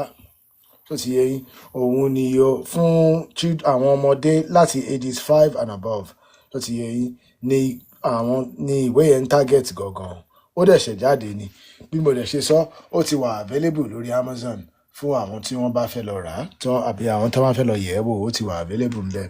So ó dẹ̀ ní àwọn ìgbìyànjú kan tí èmi àtàwọn ìyá mi ń plan. Àwọn ìyá mi ń plan pé bí a ṣe máa lè mú àwọn ìwé yẹn kó lọ sí orí ilẹ̀ wa ní Nàìjíríà, wípé àwọn tí ó need information yìí jù lọ gan-an wọn ò sí lórí TikTok o, wọn ò sí lórí online, nípa àwọn míì tó need information yìí wọ́n lè má lè rí lórí Amazon, bọ̀ kíkà wá bá ṣe máa gbìyànjú tí a ṣe máa lè lọ print àwọn ìwé yẹn ní Nàìjíríà tí a dẹ̀ lè bẹ̀rẹ̀ sí ń pín káàkiri. So gbogbo àwọn ìgbìyànjú kan tí àwọn ìyá wa àti àwọn bàbá wa kan máa ń ṣe, ṣó ti yé yín, nípa ìtanijí, nípa ìdánilẹ́kọ̀ọ́, nípa promotion of ìṣẹ̀ṣe wa, nípa kọ́ máa lè máa mú àwọn ìwé yẹn dání, kọ́ máa lè máa mú àwọn ìwé yẹn dání, wọ́n á dẹ̀ bẹ̀rẹ̀ sí ń pín káàkiri láti ibẹ̀ lọ. So yeah, so you know, that's the purpose of it. That's the purpose. Àníṣe lásán lágbára Èdùmàrè, àníṣe lásán, àṣeyìí ni a máa ṣe o. Dẹ̀ ní dúró síbẹ̀ torí pé a mọ̀ pé we are at least 200, 300, you know, possibly 400 years behind the 8 ball. Ṣó ti yé yín? Torí pé a wà lẹ́yìn àwọn tó ti wá da àṣà àti ṣe wa rú, tí wọ́n ti wá pollute, you know, culture wa, tí wọ́n ti wá demonize culture wa and who we are. Tó ti wá try láti destroy history wa. Àwọn gan wọ́n ti jẹ lọ. So àwa la ṣe ń bẹ̀rẹ̀ sí ń ṣe àtúnṣe nísìnyí o. Èdùmàrè á fún wa ṣe o. Àwọn àgbà wa wọ́n kọ́ wa mọ̀ ṣe, àwọn aṣíwájú wa wọ́n kọ́ wa mọ̀ ṣe o. Àwọn yèyé wọ́n ṣe wá láàánú, àwọn ìyá wa wọ́n ṣe wá láàánú, wọ́n ṣí ọ̀nà fún wa, wọ́n á jẹ́ ká ṣe ní àṣeyẹ àti àṣeyọrí. Torí kí ká máa fi máa gbé ìṣẹ̀ṣe lárugẹ ni, ká máa fi máa gbé àwọn àṣà àti ìṣe àwọn baba ńlá wa àti àwọn ìyá ńlá wa lárugẹ ni o. So kàn ṣe wá láàánú, kí wọ́n gbè wá, kí wọ́n jẹ́ kó ṣeé ṣe, ká ṣe ní àṣeyẹ, ká ṣe ní àṣeyọrí. Torí bá ṣe ń gbé àwọn ìṣẹ̀ṣe wa lárugẹ náà ni à ń gbé àwọn ìyá wa, àwọn bàbá wa náà lárugẹ. Àwọn alálẹ̀ là ń gbé lárugẹ o, àwọn rúnmọlẹ̀ là ń gbé lárugẹ. Ṣó ti yé yín? Àwọn òòṣà títà wa là ń gbé lárugẹ, kò ṣe tàwọn àràbù o, kò dẹ̀ ṣe tàwọn Israel o, títà wa là ń gbé lárugẹ. Ṣó ti yé yín? So that's the purpose of it. That's the purpose of it. Ṣó ti yé yín? So that láti change narrative nípa ẹni tí a jẹ́. Láti gbìyànjú ká change narrative o nípa ẹni tí a jẹ́ o, nípa bó ṣe pa ìtàn àwọn baba ńlá wa ní ìpàkúpa, tí wọ́n pa ìtàn àwọn ìyá ńlá wa ní ìpàkúpa, tí wọ́n demonize àwọn òòṣà wa, tí wọ́n parọ́ mọ́ àwọn baba ńlá wa, àwọn baba ńlá wa èṣù láàróyè, you know, èṣù ọlá ìlú, pẹ̀lú gbogbo àwọn ọ̀rọ̀ tí wọ́n pa mọ́ wọn, pẹ̀lú gbogbo àwọn ẹ̀gbin tí wọ́n try láti gbé sí wọn lórí, láti gbé sí wọn lára. So àwa gan wá ti ń bẹ̀rẹ̀ sí ń ṣe àtúnṣe tó jẹ́ bí orúkọ baba ńlá mi kan.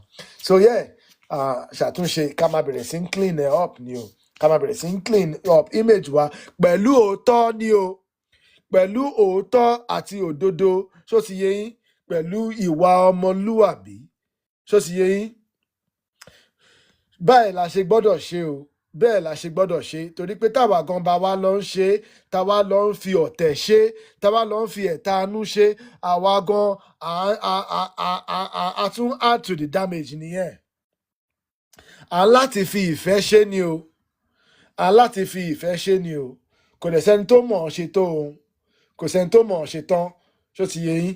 Èmi gan ṣì ń kọ́ ẹ̀kọ́ ń bẹ̀ ni, but situation wa ló wà drastic tó jẹ́ káwa kan wá wò pé though a ní àwọn nǹkan tá à ń ṣe already, but láti gbé àwọn nǹkan kan sẹ́gbẹ́ síra gbé àwọn nǹkan kan tì sẹ́gbẹ̀ẹ́ náà pé eléyìí wà more urgent o tó ti yé yín eléyìí wà more urgent o iṣẹ́ kan tẹ́mi ń ṣe gangan ó mo ò fi ṣe gbéraga ọ̀bọ̀ ó wà lucrative ọ̀bọ̀ I can promise you for I have to dedicate some time to this fún àwọn òwe yẹn I needed to dedicate some time to this èmi dẹ̀ mọ̀ pé ìpè àwọn rúmọlẹ̀ ni mò ń jẹ́ o iṣọ́ ti yé yín ìpè àwọn rúmọlẹ̀ ni mò ń jẹ́ o ìpè orí ni mò ń jẹ́ o so ìwé títí Children of the Sky and this is the adult version so ti yé yín this is the adult version mo ti illustrate lè mo kọ̀ọ̀kọ́ ni bí mo ṣe sọ lẹ́ẹ̀kan mo ti kọ́ mo dẹ̀ ti translate lè sí Yorùbá àti Portuguese though Portuguese yẹn mo ṣì máa need kéèyàn kan review ẹ̀ mo máa need kéèyàn kan review ẹ̀ kọ́ proofread yẹn fún mi o but yeah so ìpè orí ni mo jẹ́ o iṣẹ́ orí ni mo ń ṣe o so èmi gan mo ní láti I had to put aside some very lucrative endeavours tí máa ń ṣe on a normal basis o so ti yé yín so that màá lè parí iṣẹ́ a lè parí iṣẹ́ a tún máa ṣe torí pé iṣẹ́ ò tán lẹ̀ o a tún máa ríṣẹ́ ṣe ni but at least mo ní pé kí n prioritize eléyìí kí n fúnra mi ní time láti prioritize eléyìí torí eléyìí wà urgent eléyìí wà important o ó ti yé yín so Èdùmàrè a máa ṣe ọ̀nà fún wa ni o a máa ṣe ní àṣeyọrí àṣe ìṣẹ́gun ni a máa ṣe o ní ṣe lásán o ní ṣe lásán lágbára Èdùmàrè àwọn rúmọlẹ̀ á gbè wá lágbára Èdùmàrè orí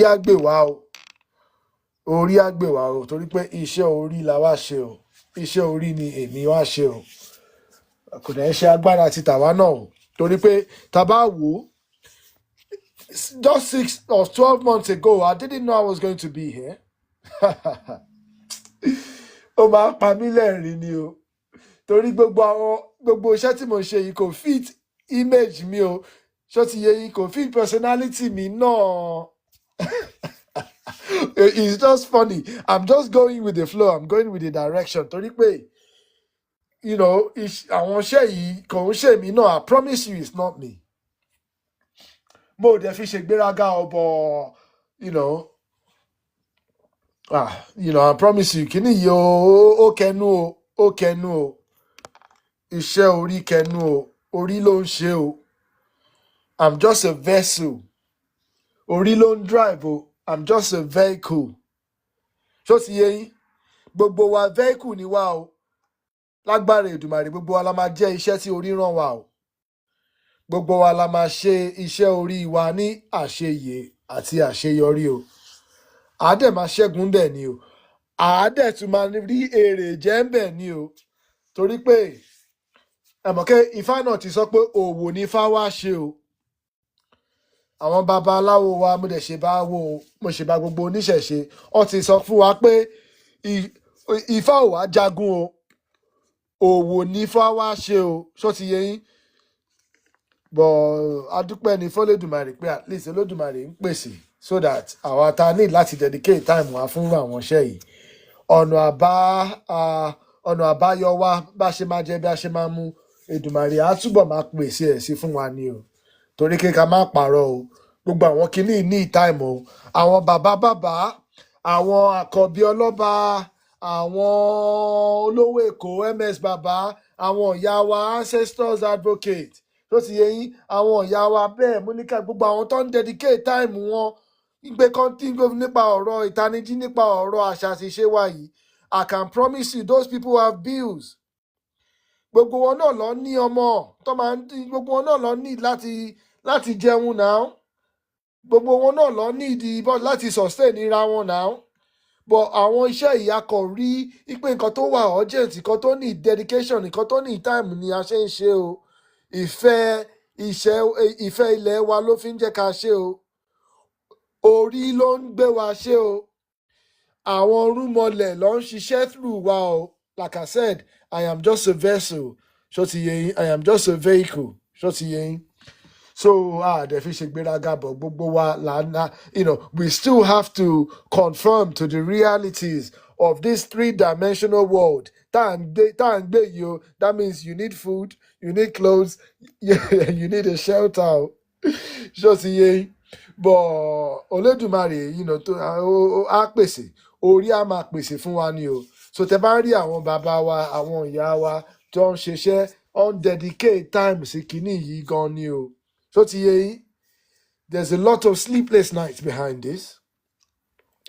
Time là ń dedicate to time tá ń dedicate sí bíbáyìí, time tá ti lè máa fi fi ṣe nǹkan míì bí bò míì nìyẹn o. Sọ bẹ́ẹ̀ ni pé ká wá máa fi ṣe ìfìyẹn like an emotional blackmail, mo kàn ń try láti explain our realities of àwọn nǹkan kan tá à ń ṣe ni, so that kó bá fi yé wa náà ni o, kó bá fi yé wa ni. Àwọn likes gbìyànjú. Thanks everybody for the likes. Mo appreciate support o. Ẹni pé contribution lẹ́yìn náà ti make nìyẹn. Sacrifices lẹ́yìn náà ti make nìyẹn. Èmi dẹ̀ appreciate ẹ o. Ṣó ti yé yín? Bàbá wa Ọlá Henry. Àbọ̀rọ̀ àbọ̀yè bàbá mo ṣe bá yín o. Mo ṣe bá yín. Gbogbo àwọn bàbá wa tó wà lórí ètò. Mo ṣe bá yín. Ó dà pé ààrẹ lómi tó fẹ́ wá sókè mọ́. Bàbá wa Alátúnṣe wà pẹ̀lú wa lẹ́ẹ̀kan. Ó dà kí bàbá ti wá busy nìyẹn. Okay o. So yeah, that's the program. Mo tún lè wá sí live later kí wá ṣe nǹkan mi o. But the program tèmi was just about announcing that the release of the book. So ti yé yín. The release of the book. Okay, eléyìí. Tẹ́ bá ti rí date yẹn. Eléyìí ebook ẹ̀ ti wà available from 22nd of April. But Usher approve the the paperback version. Usher approve ẹ̀. Other release ẹ̀ lánàá. So available lórí Amazon. Ṣó ti yé yín. Then kí n kọ́kọ́ skip eléyìí náà. Eléyìí wà controversial jẹ́. Okay. Eléyìí náà dẹ̀ ti wá wà available sí. Ó ti wọ́n mọ̀ reason tó wá change eléyìí sí review again, but ó ti wà available. Mo ṣọ́kàn tó máa gbé síta padà lẹ́nu. So yeah, this is the new one, The Talking Chain, A Journey Through Ifá. So yeah, àdìsọ́pá àwọn mo lè ti fi àwọn ìwé tó tún bọ̀ lẹ́yìn mo ti fi hàn yín already o. Mo ti fi àwọn ìwé míì tó ń bọ̀ lẹ́yìn mo ti fi hàn yín already o. At least mo ti fi another 2 tó ń bọ̀ lẹ́yìn hàn yín. Eléyìí nípa okay, this is the adult version of the Children of the Sky to introduce àwọn Olúmọlẹ̀. Eléyìí talks about the process of creation of the Talking Chain. I don't know what happened there. I don't know what happened. When I woke up this morning, it was there. But only pé kí n change the metadata kan nípa only pé what did they say? Only pé categories tí mo set ẹ̀ sí already. Only pé kò ní ensure maximum visibility. So only pé kí n add an additional category. But I didn't know that the process of adding just one more category ó máa wá render ẹ̀ kó lọ padà sínú review process. So nǹkan tó ṣẹlẹ̀ ńbẹ̀ yẹn nìyẹn. Mo ṣó kàn máa review ẹ̀ wọ́n dẹ̀ máa gbé padà síta. But ìyá mi Ọládùn ni ẹ ṣeun, mo appreciate ẹ o, mo appreciate patronage yín. And mo dẹ̀ máa like feedback yín náà. Nǹkan tó ṣẹlẹ̀ nìyẹn, mo mọ̀ pé èmi kàn fi pé suggestion yẹn, I follow the suggestion. Mi mọ̀ pé yẹn ló wá jẹ́ kí ìyẹn tí wá render ẹ̀ as another review cycle lọ́ ti máa gbé sí again. Anyway, èmi gan mo ń learn ni o. So this is the young adult version of the Children of the Sky script yẹn ni. Mo ò lè review gbogbo script yẹn tán, but ẹ rí pé script yẹn lọ far gan. It's at 60 pages at the moment. Mo dẹ̀ tún fi títí orí inú yẹn náà wọ̀nyí. Tí yẹn ti ní graphical illustrations, mo dẹ̀ ti ẹmọ kí mo dẹ̀ ṣe explain. Títí orí inú yẹn, wọ́n ní pé kí n lọ ṣe kí n lọ tún kíní ẹ̀ ṣe. And I've got another surprise. Tó jẹ́ pé ìyẹn náà take time gan, mọ̀ tó bá tí ìyẹn náà bá jáde ó máa ṣe àwọn èèyàn ní ìwúlò.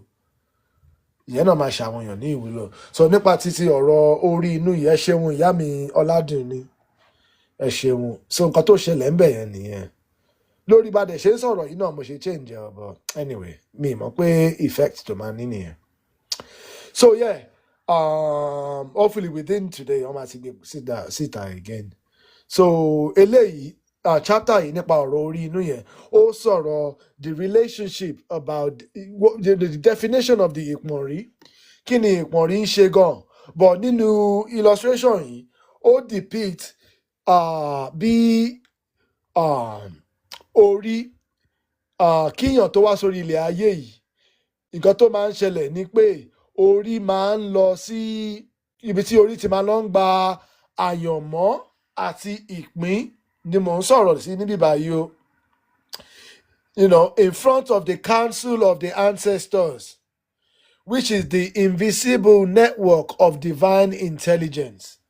So nǹkan tí image yìí depict nìyẹn. So the council network, our council of our ancestors, that we are still connected to today. Taba follow path wọn, taba tọ were connected pẹ̀lú our ancestors. I mean, okay, screen me dark bẹ́ẹ̀ tẹ́lẹ̀. So see, so taba tọ ọ̀nà wọn la máa rí ni a máa lè ní maintain connection here. So before you were born, you stood before Olódùmarè and chose your path. With you stood a council of ancestors who guided your choice. This is your spiritual backing, your invisible network. Your invisible network ni mo sọ ńbẹ̀ yẹn o. Ṣó ti yé yín? Òwe kan dẹ̀ tún bá wá o. Ẹni tí kò mọ ọ̀run rẹ̀ kò lè mọ ayé rẹ̀. Ṣó ti yé yín? So that's the vibe of this book. So see, really break down the Ori, the Ori concept, the Ori cosmology.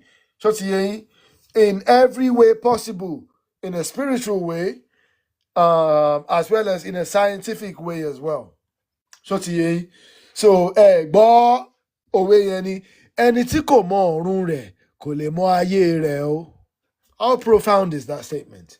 One who does not know their heavenly origin cannot know their earthly journey. Does that sound accurate? So what is Ìpọ̀nrí?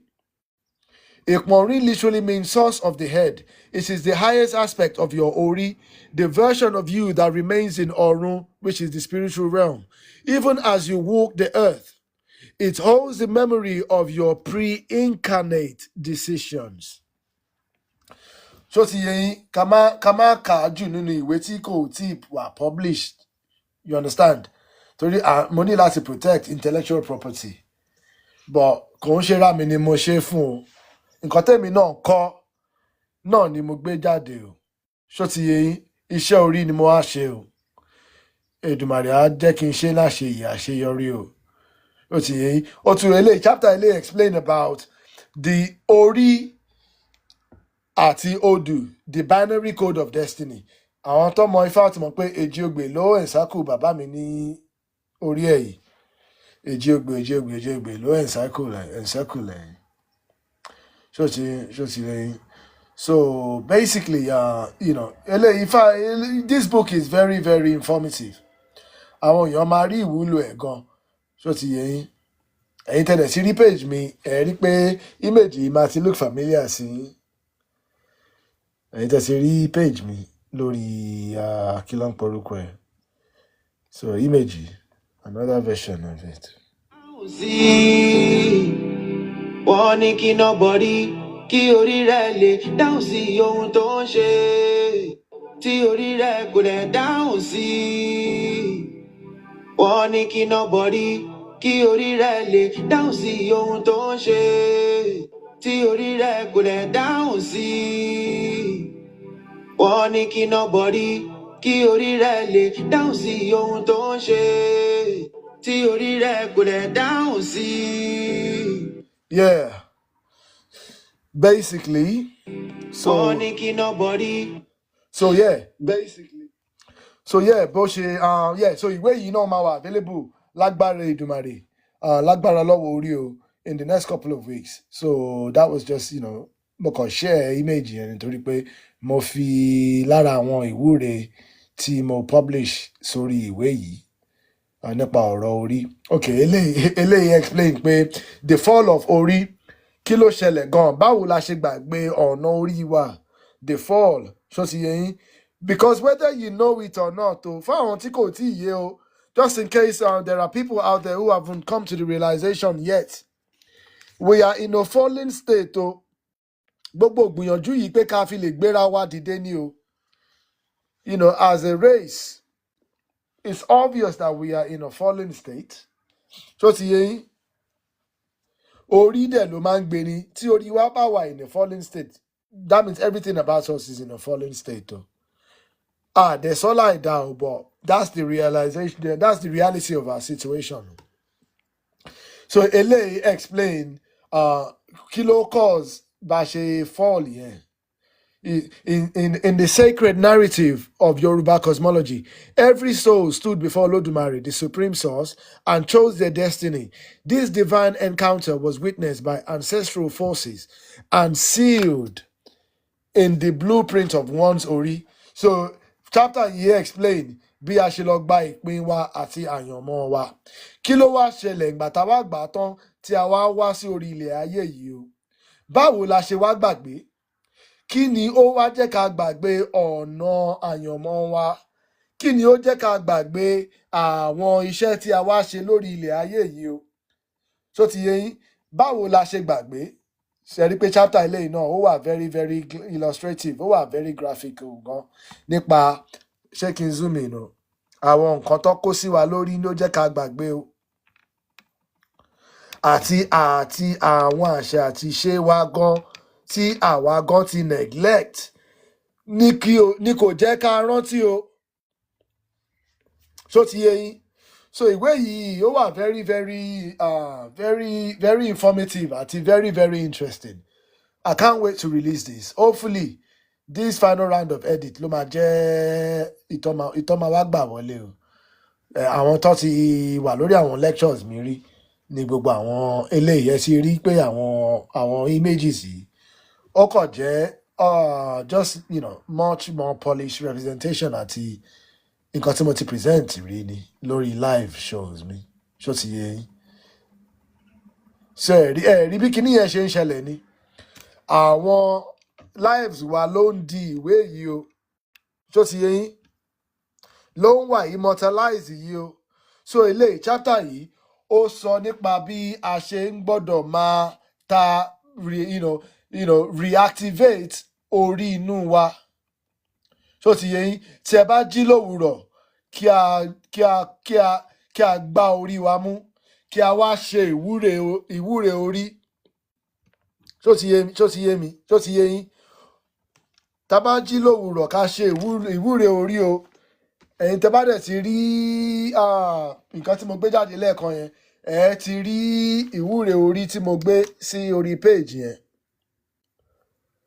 Ẹ ti rí now. Eléyìí. Tí orí rẹ̀ kò lè dáhùn sí, wọ́n ní kí nobody kí orí rẹ̀ lè dáhùn sí ohun tó ń ṣe. Tí orí rẹ̀ kò lè dáhùn sí, wọ́n ní kí nobody kí orí rẹ̀ lè dáhùn sí ohun tó ń ṣe. Ẹ jẹ́ kí n ṣe sáré kà. So lára nǹkan tẹ́mi máa ń ṣe nìyí o, tí máa ń ṣe fúnra mi ò, èmi kọ́ mo invent kinní yìí o. Ṣó ti yé yín? Èmi gan mo kàn try láti I had to do some research. Èmi gan mo dẹ̀ láti wà a bit more creative kí n tún fi kó àwọn nǹkan tó ń ti kọ́ èmi náà. Ṣó ti yé yín? So tí wọ́n bá jí lówùúrọ̀ ká gbá orí wa mú. Other people will have their own versions, but tèmi leléyìí o. Orí mi mo ké pè ọ́. Orí tí Elédùmarè fi dá mi, dìde. Orí tí yóò gbé mi ga, dìde. Orí tí yóò mú ajé wá fún mi, dìde. Orí tí yóò mú ọlá wá fún mi, dìde. Orí tí yóò mú owó wá fún mi, dìde. Orí tí yóò sọ̀rọ̀ mi dayọ̀, dìde. Kí ọjọ́ mi gba ògo, kí n ríre lóru.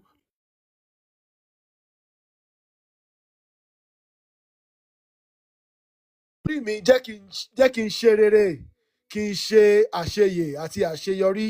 Mo fi ọjọ́ mi sí ọwọ́ rẹ, kí n ní ayọ̀ lóde òní. Orí jẹ́ ń jẹ́ṣẹ́ tí ẹ rán mi o. Orí mi mo dúpẹ́ lọ́wọ́ rẹ. Kí orí mi máa fi ìbùkún pọ̀ sí. Kí gbogbo ọ̀rọ̀ tí mo bá sọ máa di àṣẹ àti ire.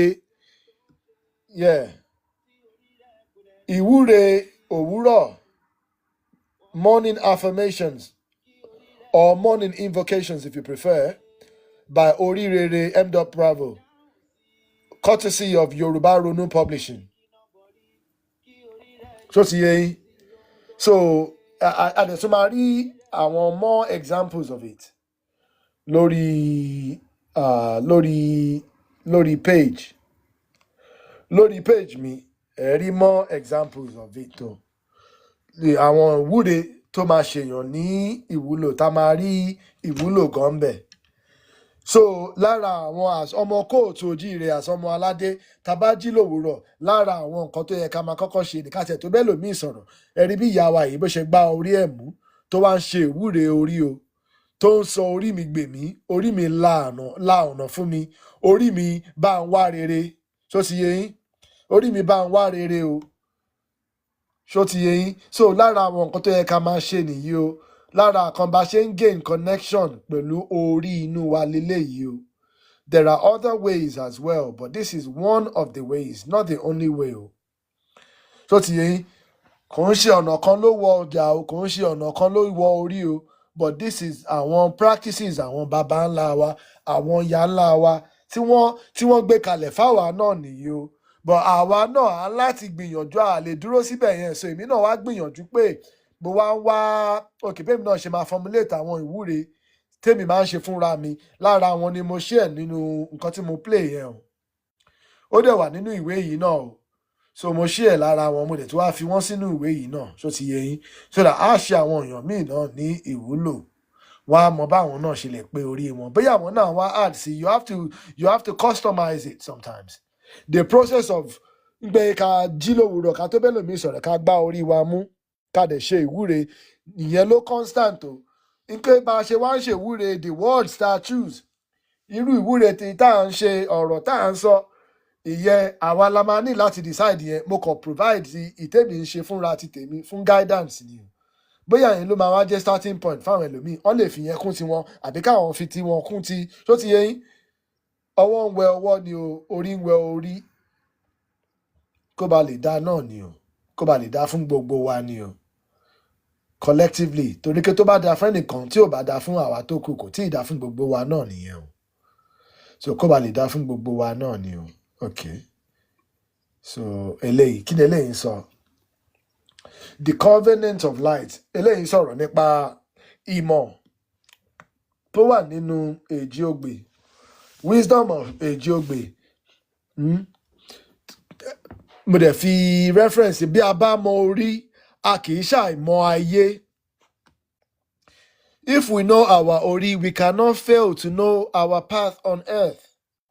Tó ti yẹn ẹ rí gbogbo àwọn wisdom yẹn gbogbo àwọn odù ifá tí mo tún reference ńbẹ̀ ẹ tún wá rí àwọn bí òwe tí mo tún reference ńbẹ̀ láti jẹ́ kí kí n elaborate lórí àwọn point yẹn lórí nǹkan tá à ń try láti explain in a way tó jẹ́ kí ó máa fi lè ó máa yé àwọn èèyàn tó ti yé yín so ìyá mi ìyá ẹ̀ rí pé àwọn ìyá wa rẹwà ni ọmọ aládé rẹwà o ẹ jẹ́ kí n zoom in fáwọn bàbá mi mọ̀ kí àwọn bàbá mi máa appreciate mi ṣe zoom in ẹ rí ìyá wa ni ẹ rí culture wa ni our culture is unrivaled anywhere in the world ṣó ti yé yín kò sí nǹkan tó dàbí culture wa torí ẹ̀ làwọn kan máa ń ṣe ẹ̀tanú wa náà torí ẹ̀ làwọn kan ṣe máa ń takò wá náà àwọn kan ká má ṣe ká dárúkọ wọn àbí ká má dárúkọ wọn ká má dárúkọ wọn àwọn ìran kan tí wọn tó wà náà ẹja má dárúkọ wọn léèní bí i next time ká má fún wọn ní wòtòwòtò léèní àti ẹ̀fẹ́ fún wọn ní attention léèní torí ẹ̀ làwọn kan ṣe máa ń bínú wa rí àwọn ìyá wa tó tún rẹwà ni gbogbo nǹkan tí Olódùmarè pèsè fún wa ó fi dáàbò bò wá ni ó dẹ̀ bẹ̀rẹ̀ látòrí ìyá wa tó ti yẹ yín lọ títí kan ilẹ̀ wa títí kan àṣà àti ìṣe wa títí kan oúnjẹ wa tó ti yẹ yín a tún ní ọtí kábíyèsí Olódùmarè o kábí kò sí o so yeah but wọ́n ti wá demonize àṣà àti ìṣe wọ́n ti wá demonize culture wa so this is a project of cultural enrichment as well as obviously the enlightenment is part of it but èmi believe pé enrichment àti re-imaging àti branding àti enlightening they have to go hand in hand. So they have to go hand in hand, which is zooming you. They have to go hand in hand. Gbogbo àwọn kìíní yẹn láti lọ hand in hand ni. Torí pé one enables the other. So taba enrich culture wa, taba clean up the branding and the imaging of our culture. Ó máa make it easier kí àwọn information àti enlightenment tó wà nínú ẹ̀ kó wà accessible, kó wà welcoming. So make sense, kan tí mò ń sọ. So we've got a task on our hand. Èdùmàrè dẹ̀ ló pè wá sí o, ó dẹ̀ sì di dandan kí a ṣe ní àṣeyè.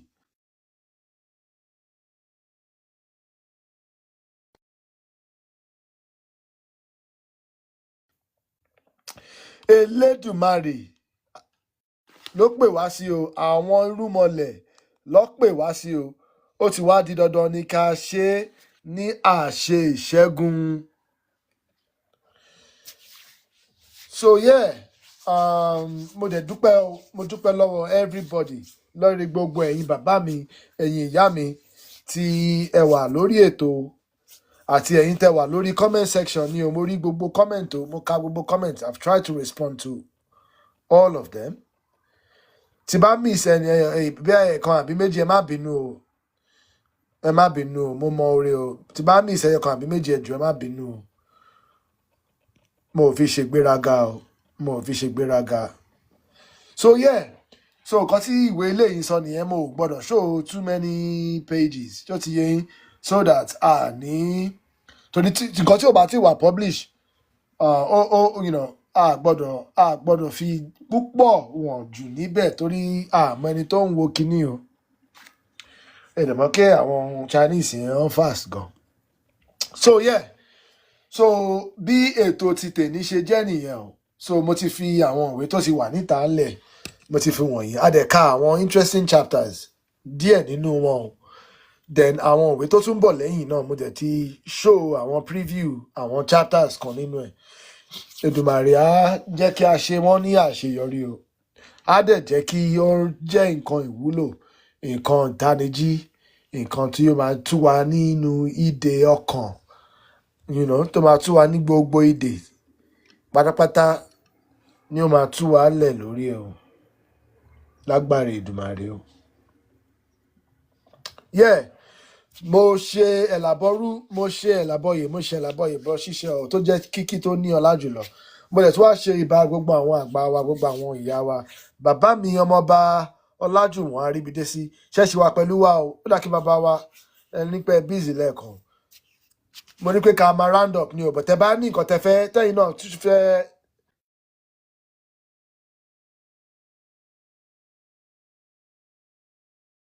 kẹ̀dẹ̀ mute mic yín kẹ̀dẹ̀ fóun bàbá o.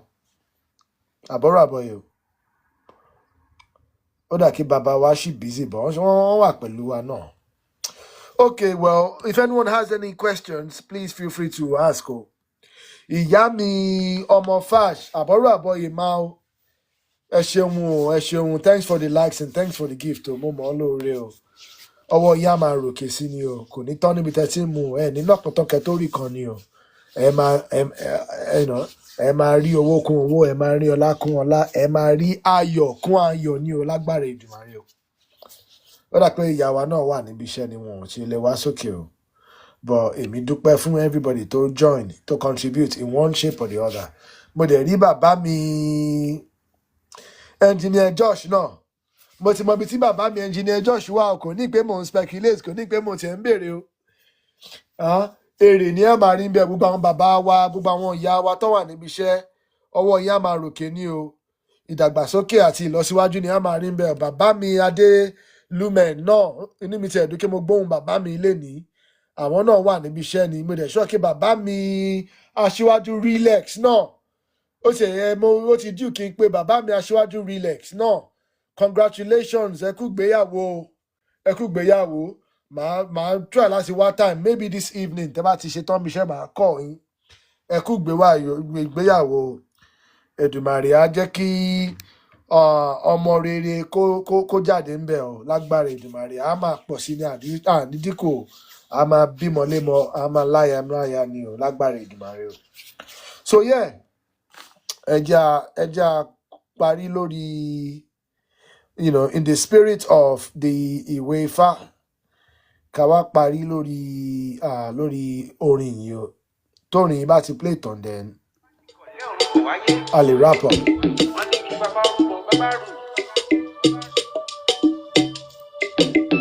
Ifá o ṣé o èmi babaláwo wá Ifá yín lẹ́dùnmarè. Ifá o ṣé o èmi babaláwo wá Ifá yín lẹ́dùnmarè. Ifá o ṣé o èmi babaláwo wá Ifá yín lẹ́dùnmarè. Ifá o ṣé o èmi babaláwo wá Ifá yín lẹ́dùnmarè. Ìbà kọ́dá ìbà ṣẹ̀dá ìbà orí ìbà rúnmìlà bàbá Ifá. Ẹgbọ́n pẹ̀lẹ́ bọ́ta kò fẹ́ bá fani gbolo. Ifá ológun á sọ̀rọ̀ dayọ̀ ẹlẹ́rìí ìpín àtúndì ẹni tó tún wọ́n ṣe. Ifá dákun kò dábọ̀ má fi re pé bí má fi bí péré máa fọlọ́lọ́ fọ́. Ifá ní ìjọ Ifá ní ìṣe ọpẹ́lẹ̀. Ifá lóhùn rírè ire wọlé dé. Èyí tí ó gbé èmi ni ó gbé bàbá Ifá gbé mi kórè. Ẹ̀kún méjì mi ò jẹ́kún ní kékeré. Ìwòrì méjì iṣẹ́ mi lọ́wọ́ mọ́nítọ̀ tún ṣe nìyẹn. Ayé ṣọ́ra ẹ̀ máa fojú di mí. Òdì méjì ibi gíga láyé mi. Ìrọ́sùn méjì orí mi dorí ire. Ọ̀wọ́rin méjì ọmọlá. Ọ̀bàrà méjì ọ̀kànràn méjì òkúndà méjì ọ̀sá méjì ọ̀sá ẹlẹ́yẹ. Ìkádé yìí méjì ẹja pẹ̀ṣẹ̀ ayé yìí rẹ̀.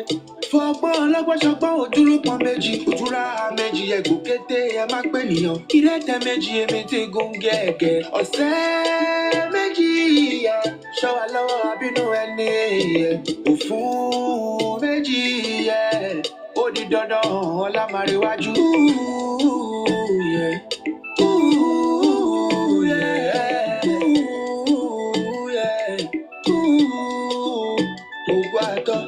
Ifá o ṣé o èmi babaláwo wá Ifá yín lẹ́dùnmarè. Ifá o ṣé o èmi babaláwo wá Ifá yín lẹ́dùnmarè. Ifá o ṣé o èmi babaláwo wá Ifá yín lẹ́dùnmarè. Ifá o ṣé o èmi babaláwo wá Ifá yín lẹ́dùnmarè. Okay, so yeah, a tún máa pàdé ní ayọ̀ àti ní ire o. Mo lè tún try láti wá live again ní ìrọ̀lẹ́ ká treat topic mi but èmi fi pé àti exhaust topic eléyìí ó dẹ̀ ní àwọn calls kan tó yẹ kí èmi náà sáré make but mo appreciate gbogbo àwọn contributors o ẹ ṣeun mo mọ̀ lóore o fún àwọn tó ń wò wá lénìí for the first time tí ẹ dẹ̀ follow page mi ẹ follow page yìí o ẹ follow page yìí ẹ dẹ̀ tún follow Yorùbá Ronú Publishing ṣó ti yẹ yín Yorùbá Ronú Publishing. Gbogbo àwọn ìwé gbogbo àwọn publications àwọn lectures àwọn live tá à ń ṣe màá tún máa fi wọ́n sórí ibẹ̀ yẹn náà Yorùbá Ronú Publishing náà ni títí wa náà ní tibẹ̀ yẹn náà. So yeah, mo dẹ̀ mọ́ lórí ẹ ṣeun mo ṣe bá Journey lọ ìpàdé wa ní ire àti ní ayọ̀.